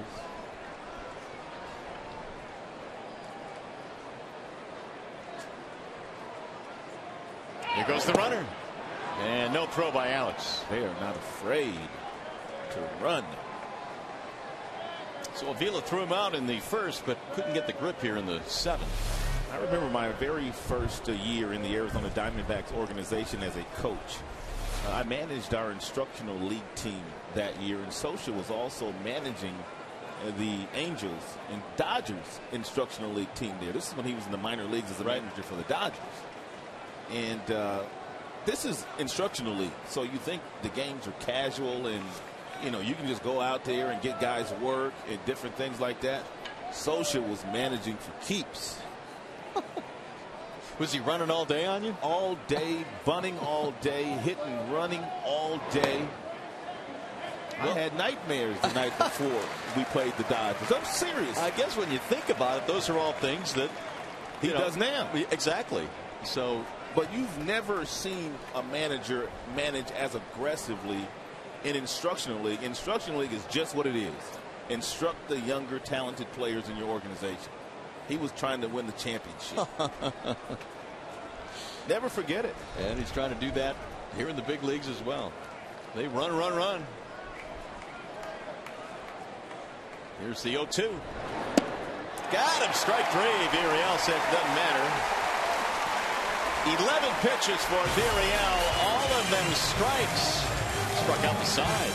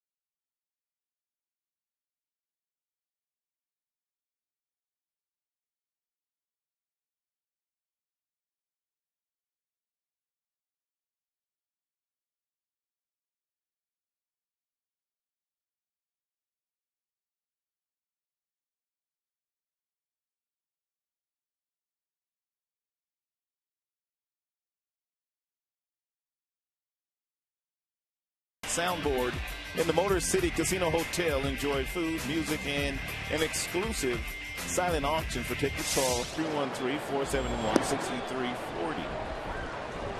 Well, we go to the bottom of the seventh. It is still 2-0 in favor of the Angels. It'll be Bosch to lead it off. Bosch, Young, Peralta facing Zach Greinke.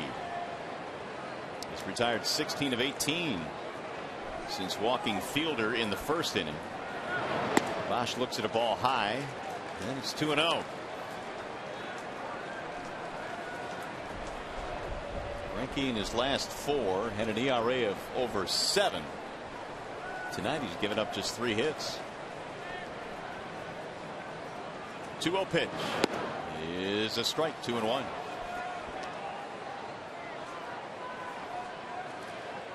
Strikeout pop up for Bosch with Young waiting on deck.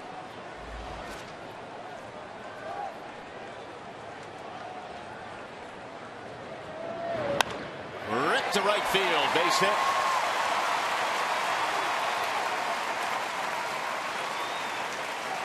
Leadoff single. Here's the AT&T trivia question again this evening. Gave it to you a little bit earlier. Who is the only player other than Mike Trout to hit 20 homers and steal 30 bases before turning 21?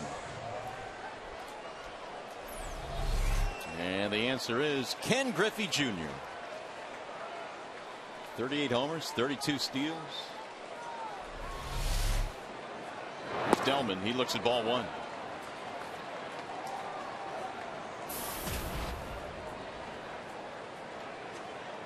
Couple of ground balls for Young. He's trying to extend his hitting streak. It's at 9 straight.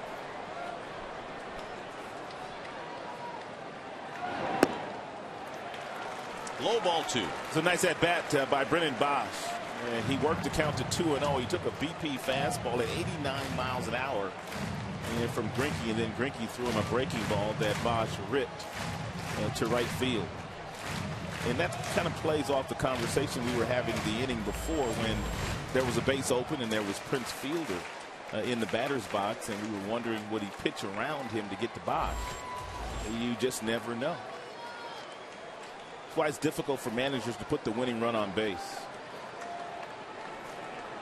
Here's the 2-0, and it's driven in the air to left field. Wells on the run, tracks it down right in front of the wall. That ball was hit hard. Vernon playing left field like he's been playing left field his entire career.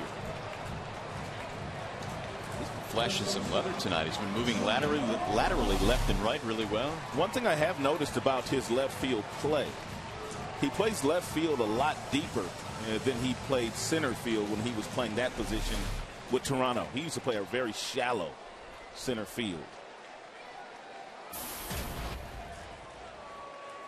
Now Johnny Peralta.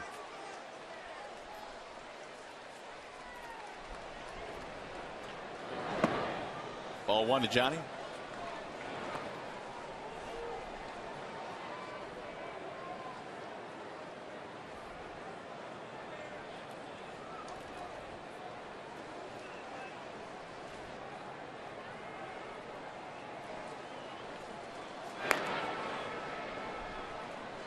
Greinke right now at 87 pitches. If the Tigers can get him out of the game, their bullpen has not really been all that good. It has been a problem spot for the Angels. Here's the 1-0. That's in for a strike. 1-1. If they can get into this bullpen, look what they've done since the All-Star break. ERA is over 6. They've given up most home runs, 24 since the break in the major leagues.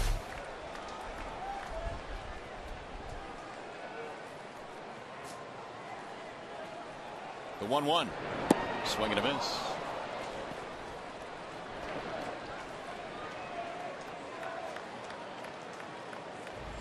Greinke allowed the 2-out double by Cabrera in the 6th, and then he got Fielder looking at strike 3 on a pitch in which Fielder argued to no avail.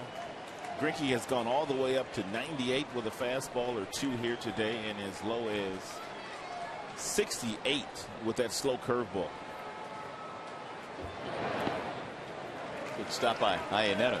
And just about every velocity in between, and that's why he's having success here today. He hasn't made many mistakes.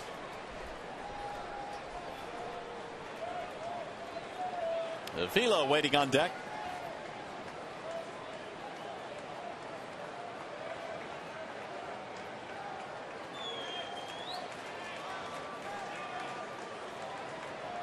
And the 2-2 outside. 3 balls, 2 strikes.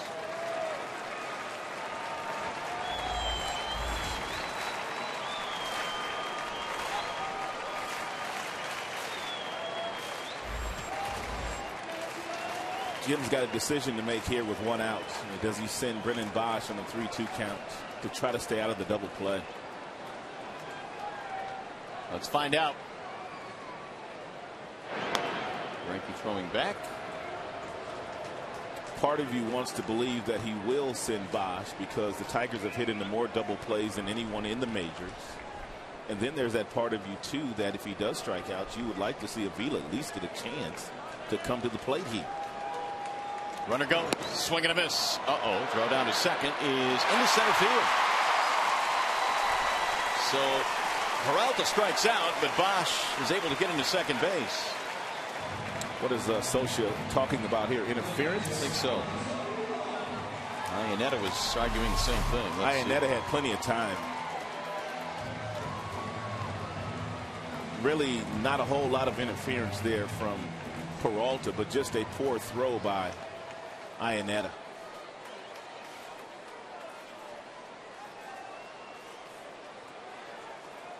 Socia immediately calling for it, but I didn't think that was close, did you? I did not either.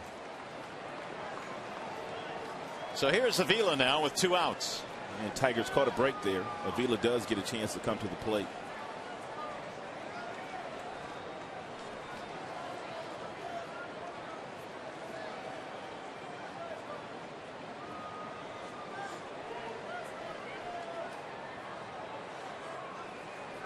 Alex tonight, a couple of fly balls to left. And he looks at ball one.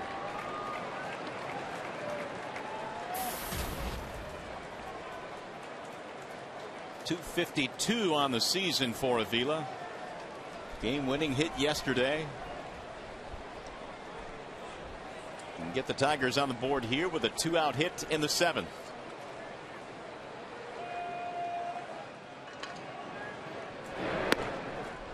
Missed it outside again. 2-0. Alex has had some good counts to hit in today against Greinke. His last time up, he worked the count 3 balls 1 strike, and he flew out to left field. He's got himself in another really good fastball count.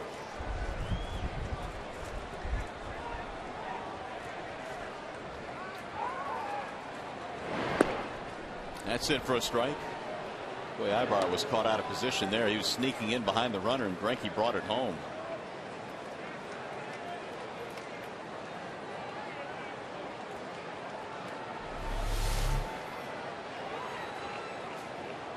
Whoops. 2-1.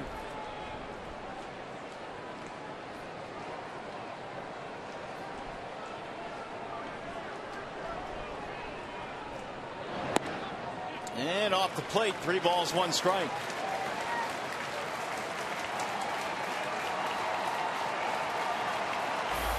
Here's Santiago waiting on deck.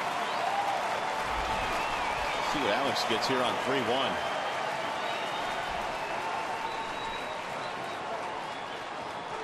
He came in 3 for 7 career against Greinke, but 0 for 2 tonight. Shoot that one foul back out of play. Running full now, 3-2.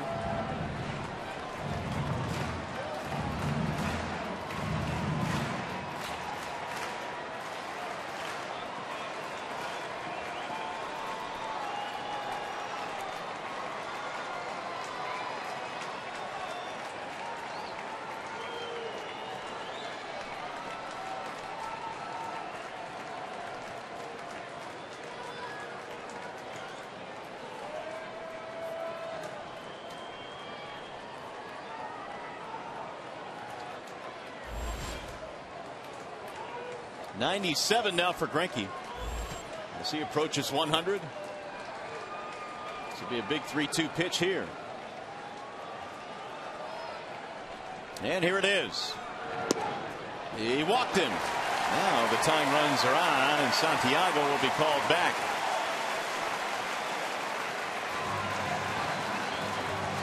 Andy Dirks. He'll pick up a bat.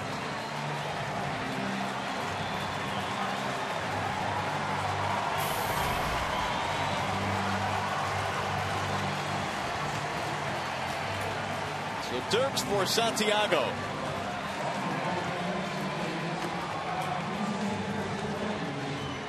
He's kind of getting loose now in the Angels bullpen. They haven't had to do anything tonight as Mike Butcher comes running out, their pitching coach. Well, he's going to refresh everybody on the scouting report that they have on Andy Dirks, and to make sure they're on the same page. Usually the pitching coach, the catcher, and the pitcher of that night will go over a scouting report on the opposing team's starting 9, but they won't talk much about the role players until one of those players enters the game.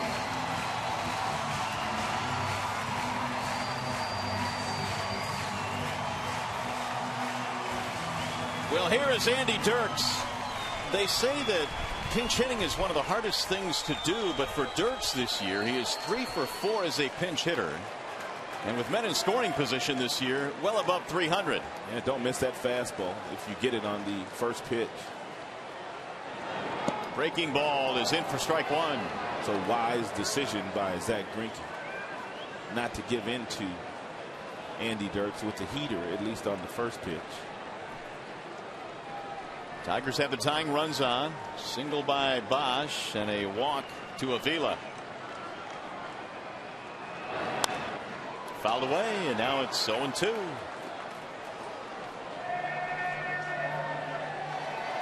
Andy's done a nice job since coming back from the disabled list with that Achilles problem. Dirks hitting .328 since coming off the disabled list.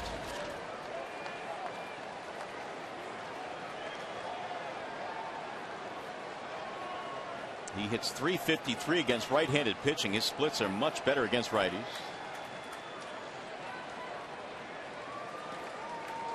In fact, 100 points higher.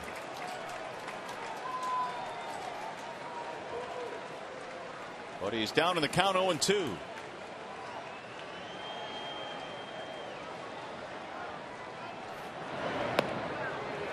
One and two. Jim picked the perfect time to use one of his weapons off the bench.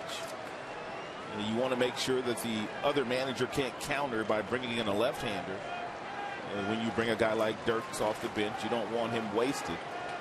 And they had nobody warming up, but why would they? Greinke had been cruising until this inning. Now the count evens, 2 balls, 2 strikes. That's about 22 pitches he's thrown in this inning.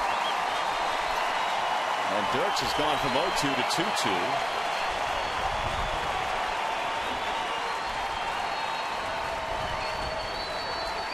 th pitch of the inning for Zach.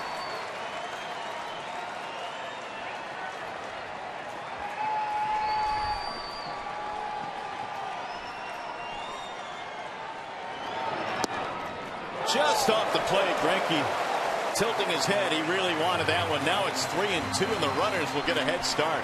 Zach Greinke's only had 6 3-ball counts in this game, and 3 of them have come in this inning. Well, the reason why Greinke is beefing is because he's been given that pitch all night. Well, let's see what he has here on 3-2. He's going to bluff back to second.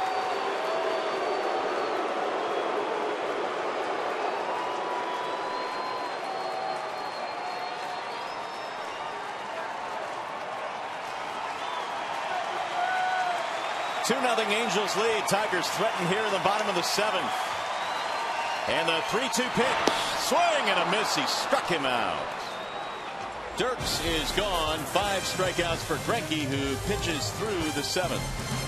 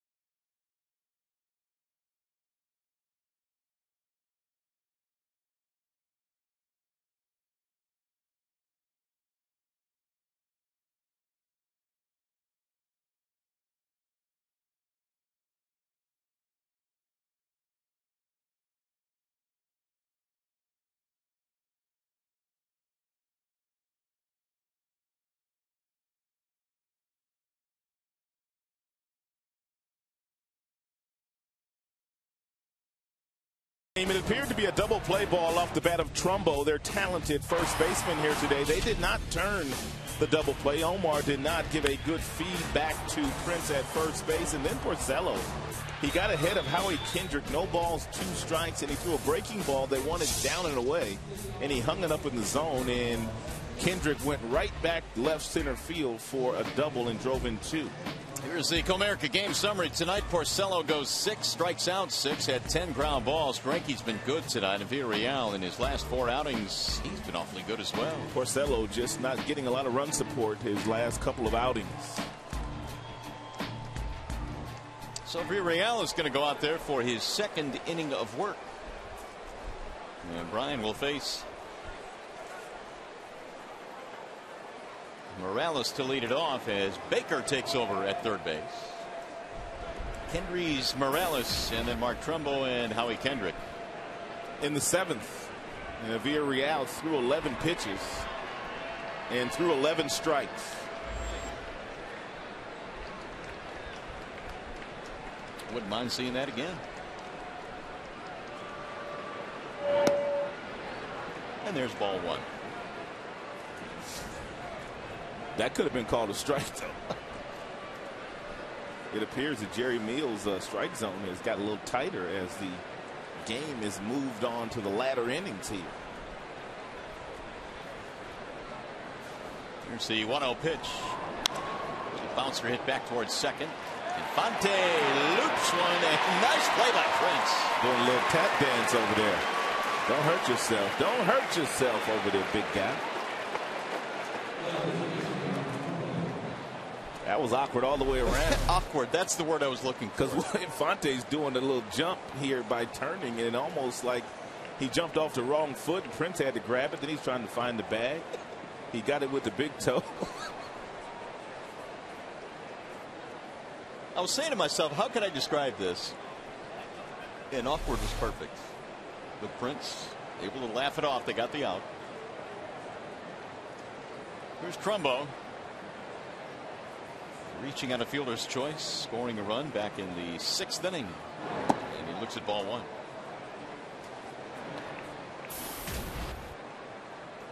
Also had a single back in the 2nd.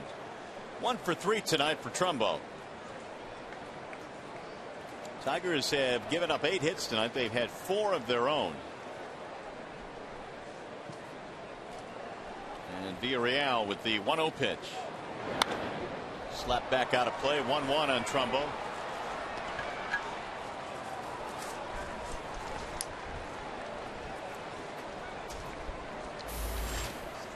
Howie Kendrick on deck. Drew Smiley and Dan Herron get together tomorrow. Then Scherzer and Santana on Sunday to wrap up this series. Tigers have another off day coming up on Monday. Here's the 1-1.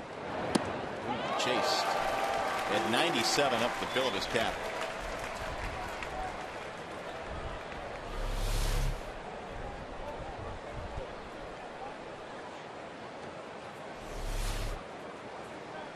One and two the count.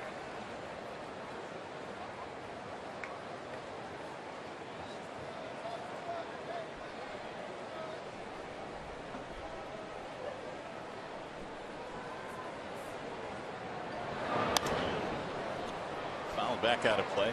Remember those home runs that Trumbo was hitting in the home run hitting contest? I do. Game? I do. He was putting on a show. You talk about, you were mentioning this earlier, just the natural power this guy has. And to be a big, strong, physical guy, he's got a quick bat. Well, everybody concentrates on the power, but then you look at the average column, and that's been pretty steady this year. 285 right now. And again, the 1-2. Oop, he did it again. He went out of the strike zone. Had no chance. 2 gone.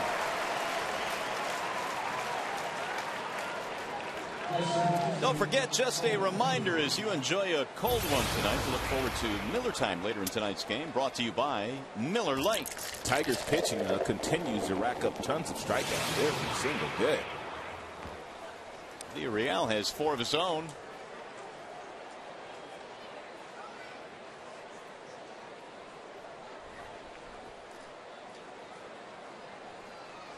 Here's Kendrick. Tigers are short 1 man in their bullpen tonight. Jim Leland said before the game there would be no Joaquin Benoit in this game.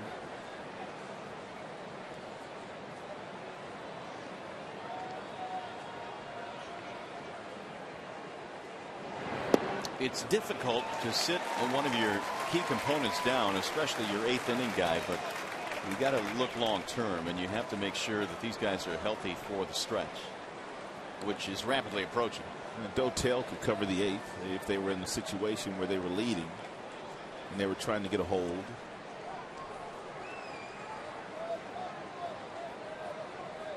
Here's the 0-2. Back out of play.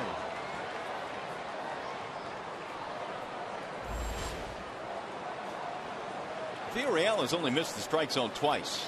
That's it in 21 pitches. He struck out the side in the 7th, gave up a single, but struck out the side regardless, and has retired 2 here in the 8th.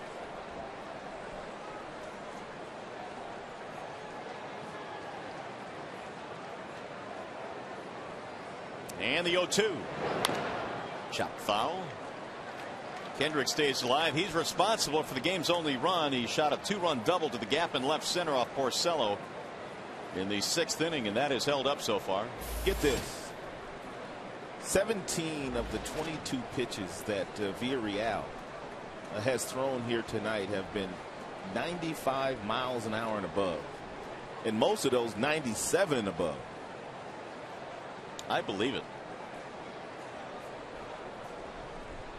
Here's the 0-2. Again to left center field. That ball is going to get down. It's another 0-2 hit. Kendrick on his way to second. And he's in with a stand-up double. Sometimes you wonder why certain pitchers do certain things. Throwing the fastball right by these Angels here tonight, and he throws a breaking ball there, and for the 2nd consecutive at bat, Howie Kendrick gets a breaking ball, no balls, 2 strikes, and hits a double.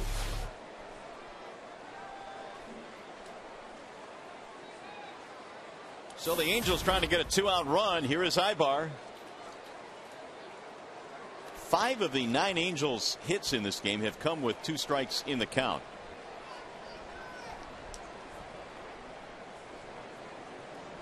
A walk in his last at bat.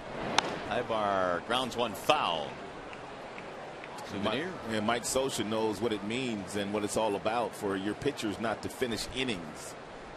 Yesterday, of the 12 runs the Boston Red Sox scored against Angels pitching, 11 of those came after there were 2 outs in the inning. They couldn't finish an inning yesterday.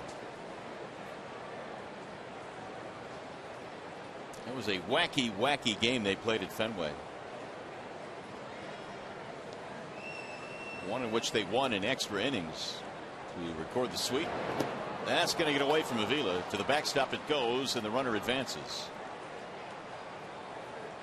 So an important run standing at third base now with 2 outs. 1 ball, 1 strike, a wild pitch. And here comes Jeff Jones again. That is the 8th wild pitch that has been thrown this year by Villarreal, which leads the club by a pretty good margin. Luke Peconin is warming up. Don't forget, you can join us again tomorrow night for more baseball as the Tigers continue their series here with the Angels. Coverage begins at 6:30 with Tigers Live. That's Tigers baseball tomorrow at 6:30 here on Fox Sports Detroit. I'm working with Simo tomorrow night, right? Yes, you are. You are headed back to Cali for a family event. You stepping out on me tomorrow night. I have you know. It's not by my choice. But looking forward to working with Simo. That'll be fun. And then you'll be back Sunday, correct? I will be back on Sunday. Meanwhile, it's 1-1 on Eric Ibar.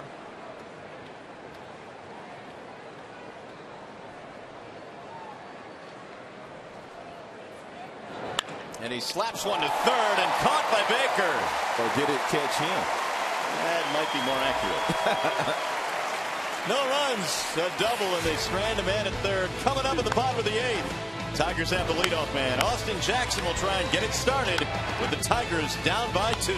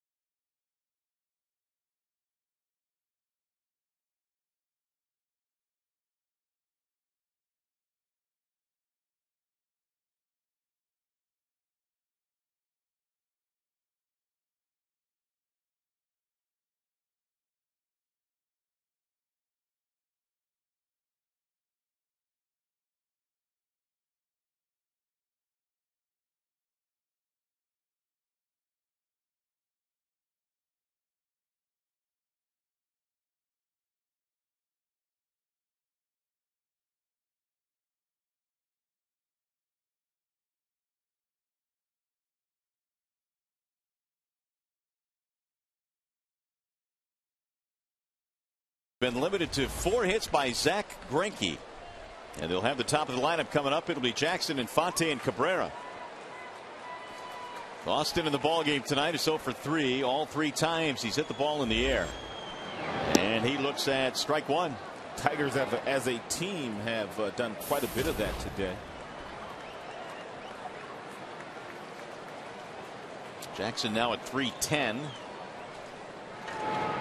And a ground ball this time hit to third, picked up there by his Turris. Zach Greinke's body of work today is one that anybody would smile about, I guess, and he has a nice little smile on his face. 6 strikeouts. He's spotting his fastball very well. Slow breaking balls, cut fastballs, backdoor fastballs, and then he's gotten a lot of fastballs up in the zone and breaking balls, but the Tigers have not been able to get on top of those, and there have been several pop-ups in the game.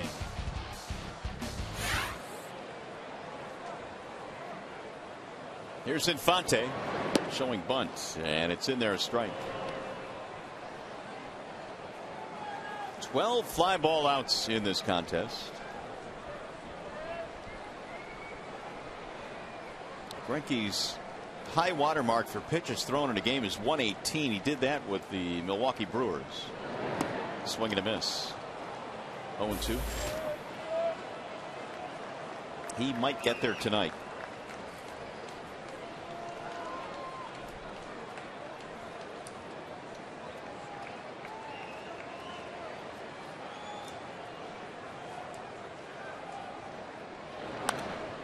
Fouled back out of play.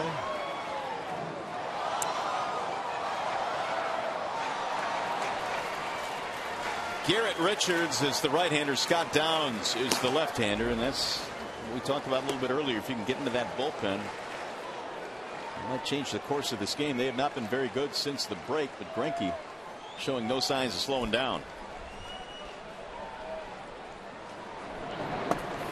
Ball outside, 1-2. And I guess, Rod, as you head to the stretch run, one thing you'd like to have straightened out is your bullpen. Oh, well, you have to get that straightened out. You're not going to get to where you want to get to if your bullpen's not intact. It's that simple. You can hit all you want to hit, but if your starters don't give you length in the game and your bullpen is a little shaky down the stretch, you're not going to win. 1-2 on Infante.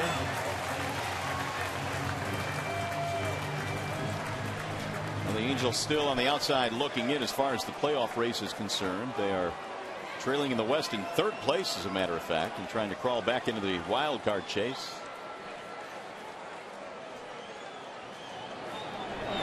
Breaking ball rolled foul.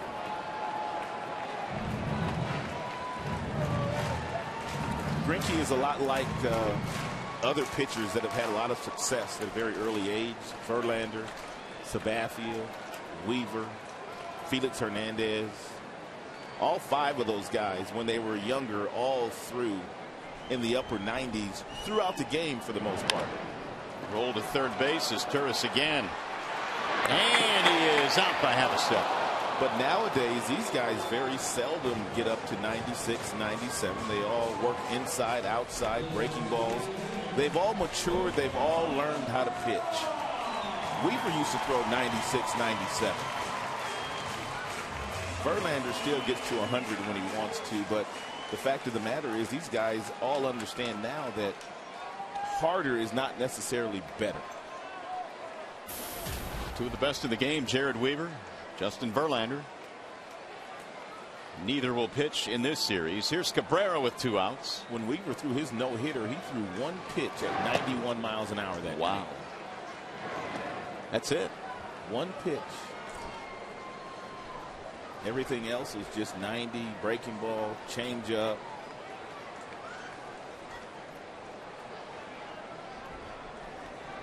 Cabrera had a double in his last at bat, but the Tigers stranded him when Fielder was caught looking. High towering fly ball to left, way back. This ball is going to carry out and way gone. Such a smart hitter.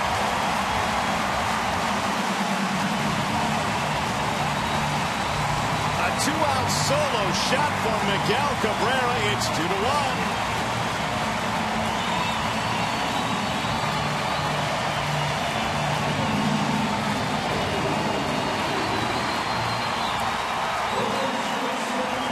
for 32 for Miguel. Miguel got himself a breaking ball, and he didn't do a whole lot of moving with his lower half. Just kind of kept that foot on the ground, and he drilled it. His last time up, he got a 94-mile-per-hour fastball from Greinke and doubled to left field. So he goes up this time knowing he's not going to get this pitch again. And then Greinke hangs the breaking ball, and then Cabrera makes him pay. Not only is he a gifted, talented player, but very smart player when standing in that batter's box. So we have a pitching change in this one as the Angels go to the bullpen. Will step aside. It's now 2-1.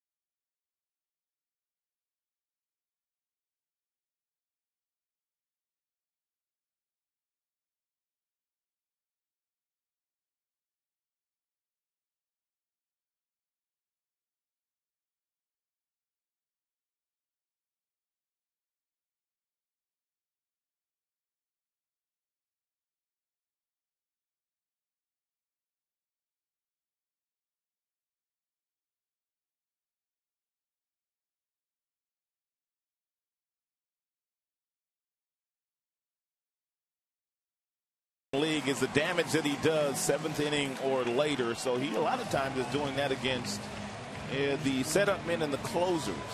And batting average, hits, home runs, RBIs, slugging percentage, all very, very impressive for Miguel. So the Tigers have life after the Cabrera home run, knocking Greinke out of the game. It's 2-1. And the Angels have brought in left-hander Scott Downs. Downs having a good year. Pitching in his 43rd game, sub-3 ERA. Not a lot of strikeouts. He's walked 13 in the 36 2/3 innings that he has pitched this year in an Angels uniform. Downs was recently reinstated off the disabled list on Saturday. He missed 20 games with a shoulder sprain. And he's got a tall order here facing Prince Fielder. And his first pitch is in for a strike. Again, Prince, a little silent protest. Didn't like the way he was called out on strikes in his last at bat. Good numbers for Downs against the lefties. Has not given up a home run to a left-handed batter this year.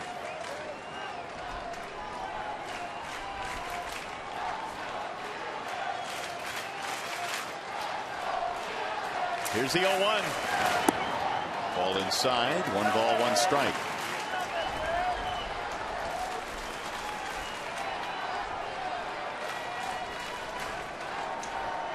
Cabrera's 2-out solo shot off Greinke has made it 2-1. Greinke shaking his head at that breaking ball he threw.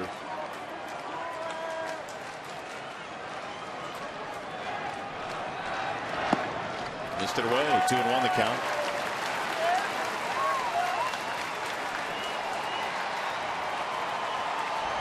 Back-to-back lefties for the Tigers. They had Fielder up there now. Bosch on deck.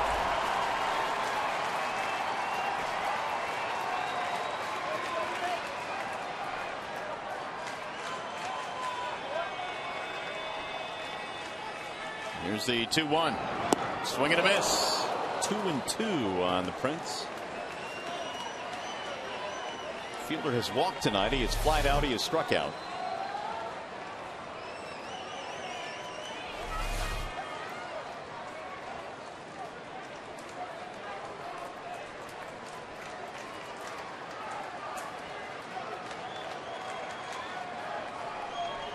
And the 2-2. Bouncing ball right side, right at the first baseman. And Trumbo will make the play to end the inning. However, the Tigers get on the board. Their first run of the game, courtesy of Miguel Cabrera. Kaboom! And it's now 2-1.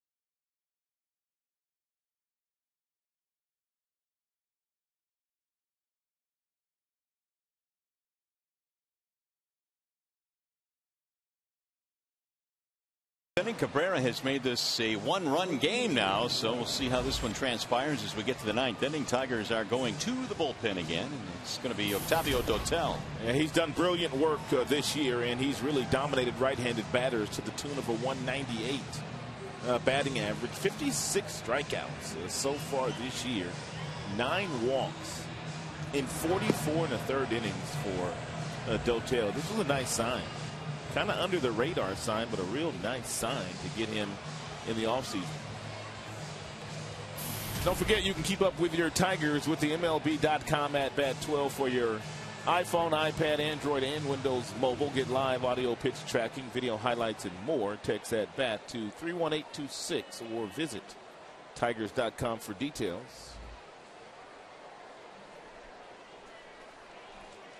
So it'll be Vernon Wells, Chris Iannetta, Mike Trout as we go to the top of the ninth. Angels 2 runs, 9 hits. Tigers 1 run, 5 hits. And Dotel set to go to work. First pitch is on the outer edge. Octavio is 9th among AL relievers. A little over 11 strikeouts per 9 innings. Top 10 in that category. One of the reasons why this Tigers staff has recorded a bunch of strikeouts this year. Over 1,000 as a matter of fact. 1-1 on Wells. Single and 3 at bats tonight for the Angels left fielder.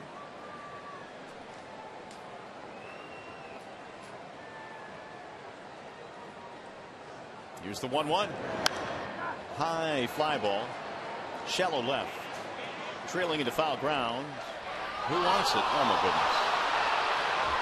Baker was running out of the way and Peralta was looking at Baker.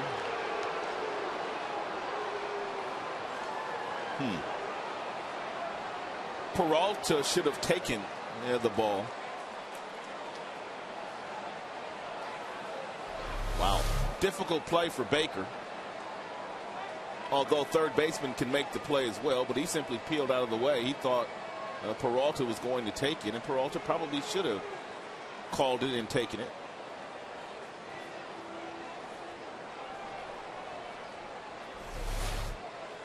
So we'll see if Wells makes him pay.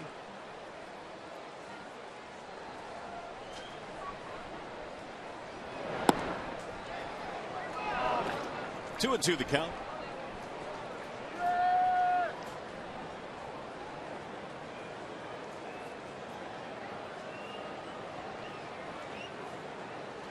Iannetta will follow, and then Trout. 8, 9, and 1 in the Angels lineup. Here's the 2-2. Fouled straight back.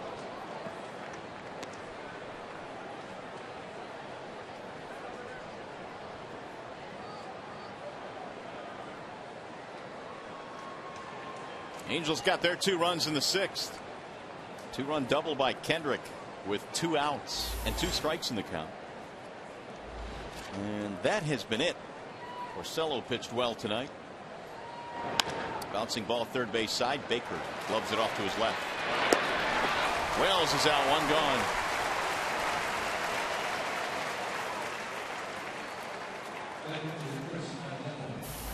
Going to bring up Iannetta.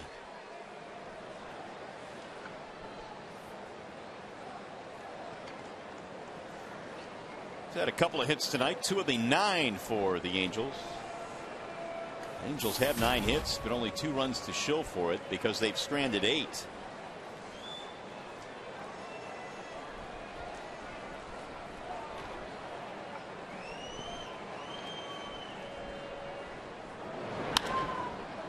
In the air, right field. Bosch coming over toward the line. In foul territory for the out. 2 gone.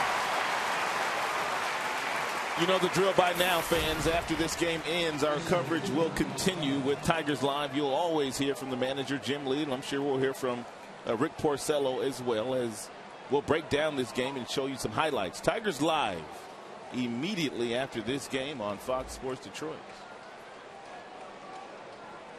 Cabrera's home run off Zach Greinke made it a 2-1 game in the bottom of the 8th. And hopefully the Tigers will be trailing by just 1 when we get to the bottom of the 9th as Mike Trout stands in. Hitless tonight. He's 0 for 4. He struck out his last time up. Villarreal struck him out.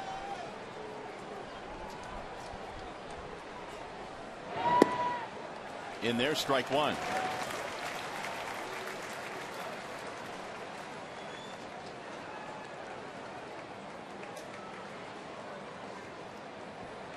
Dotel coming on here in the 9th.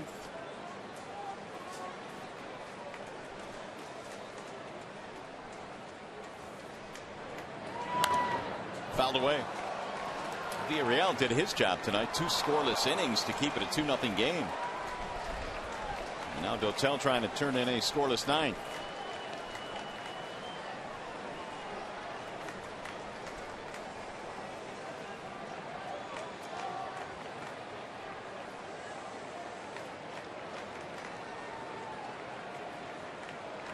And the 0-2.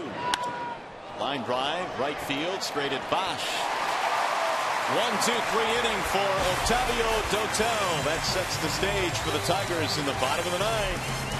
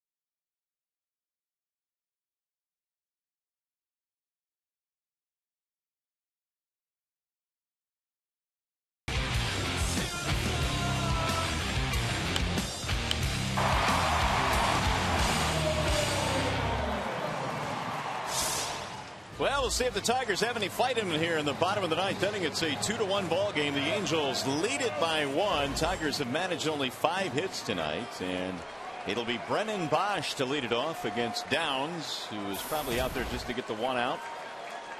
Tigers then would have Young and Peralta. Downs came on to get the ground out of Fielder, ending the 8th. And now here's Bosch. 1 for 3 tonight. And he looks at a strike, 0-1.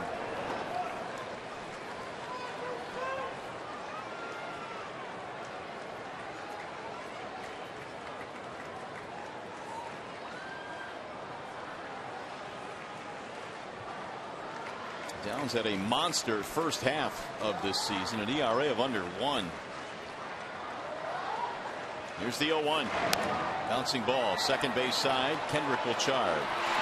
Bosch is out, 1 away. Yeah, they were touting Downs as a possible all-star this year, but many relievers don't get to make the all-star team, especially setup men. Garrett Richards will be apparently summoned from the bullpen now as Downs gets the 2 outs he is needed to get. And Mike Scioscia making his way out to the mound. And he'll take the baseball. So it's a pitching change. We'll come right back.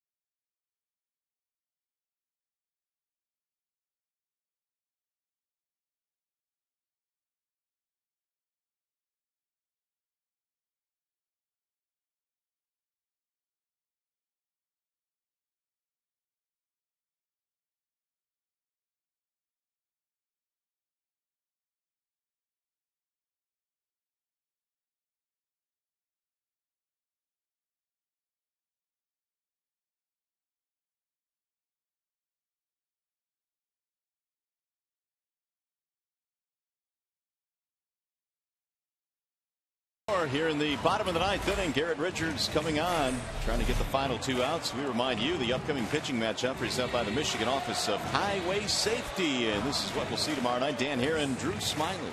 Saw Drew in the clubhouse today, had a huge smile on his face, and I saw where he tweeted yesterday, "I'm coming back to Detroit." He is fired up to be back, and he'll get his opportunity. Of course, Doug Fister will miss his turn in the rotation.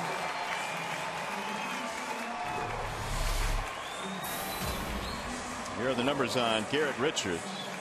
Well, Richards has no problem with right-handed batters, but he struggles against left-handers. Lefties hitting .325 against him. But it'll be Delman Young, the right-handed batter, that will step in against Richards first. He pitched in that ball game last night. He threw 9 pitches. He didn't fare very well. So Richards recalled Wednesday for his 3rd stint. Delman Young will stand in, and he swings and misses. And Richards trying to close this one down after Downs got a couple of outs. Delman in the ball game is 0 for 3. Here's the 0-1. Fouled away. Now it's 0-2. Here it is. Hit it. 96. And then the next pitch at 97.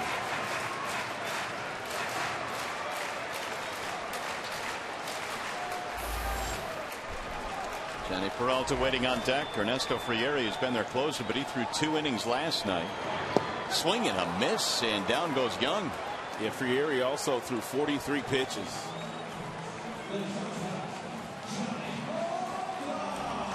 So the Tigers now down to their final out. And the Angels trying to nail down another win as they have begun to play a little bit better. The Angels looking for their 4th straight win if they can get one more out.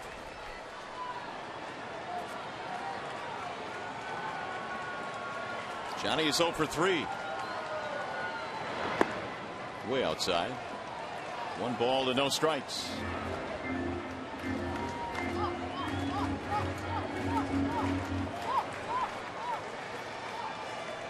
After the home run by Cabrera, the bullpen has gotten 3 straight outs. Here's the 1-0. 1 ball, 1 strike on Johnny.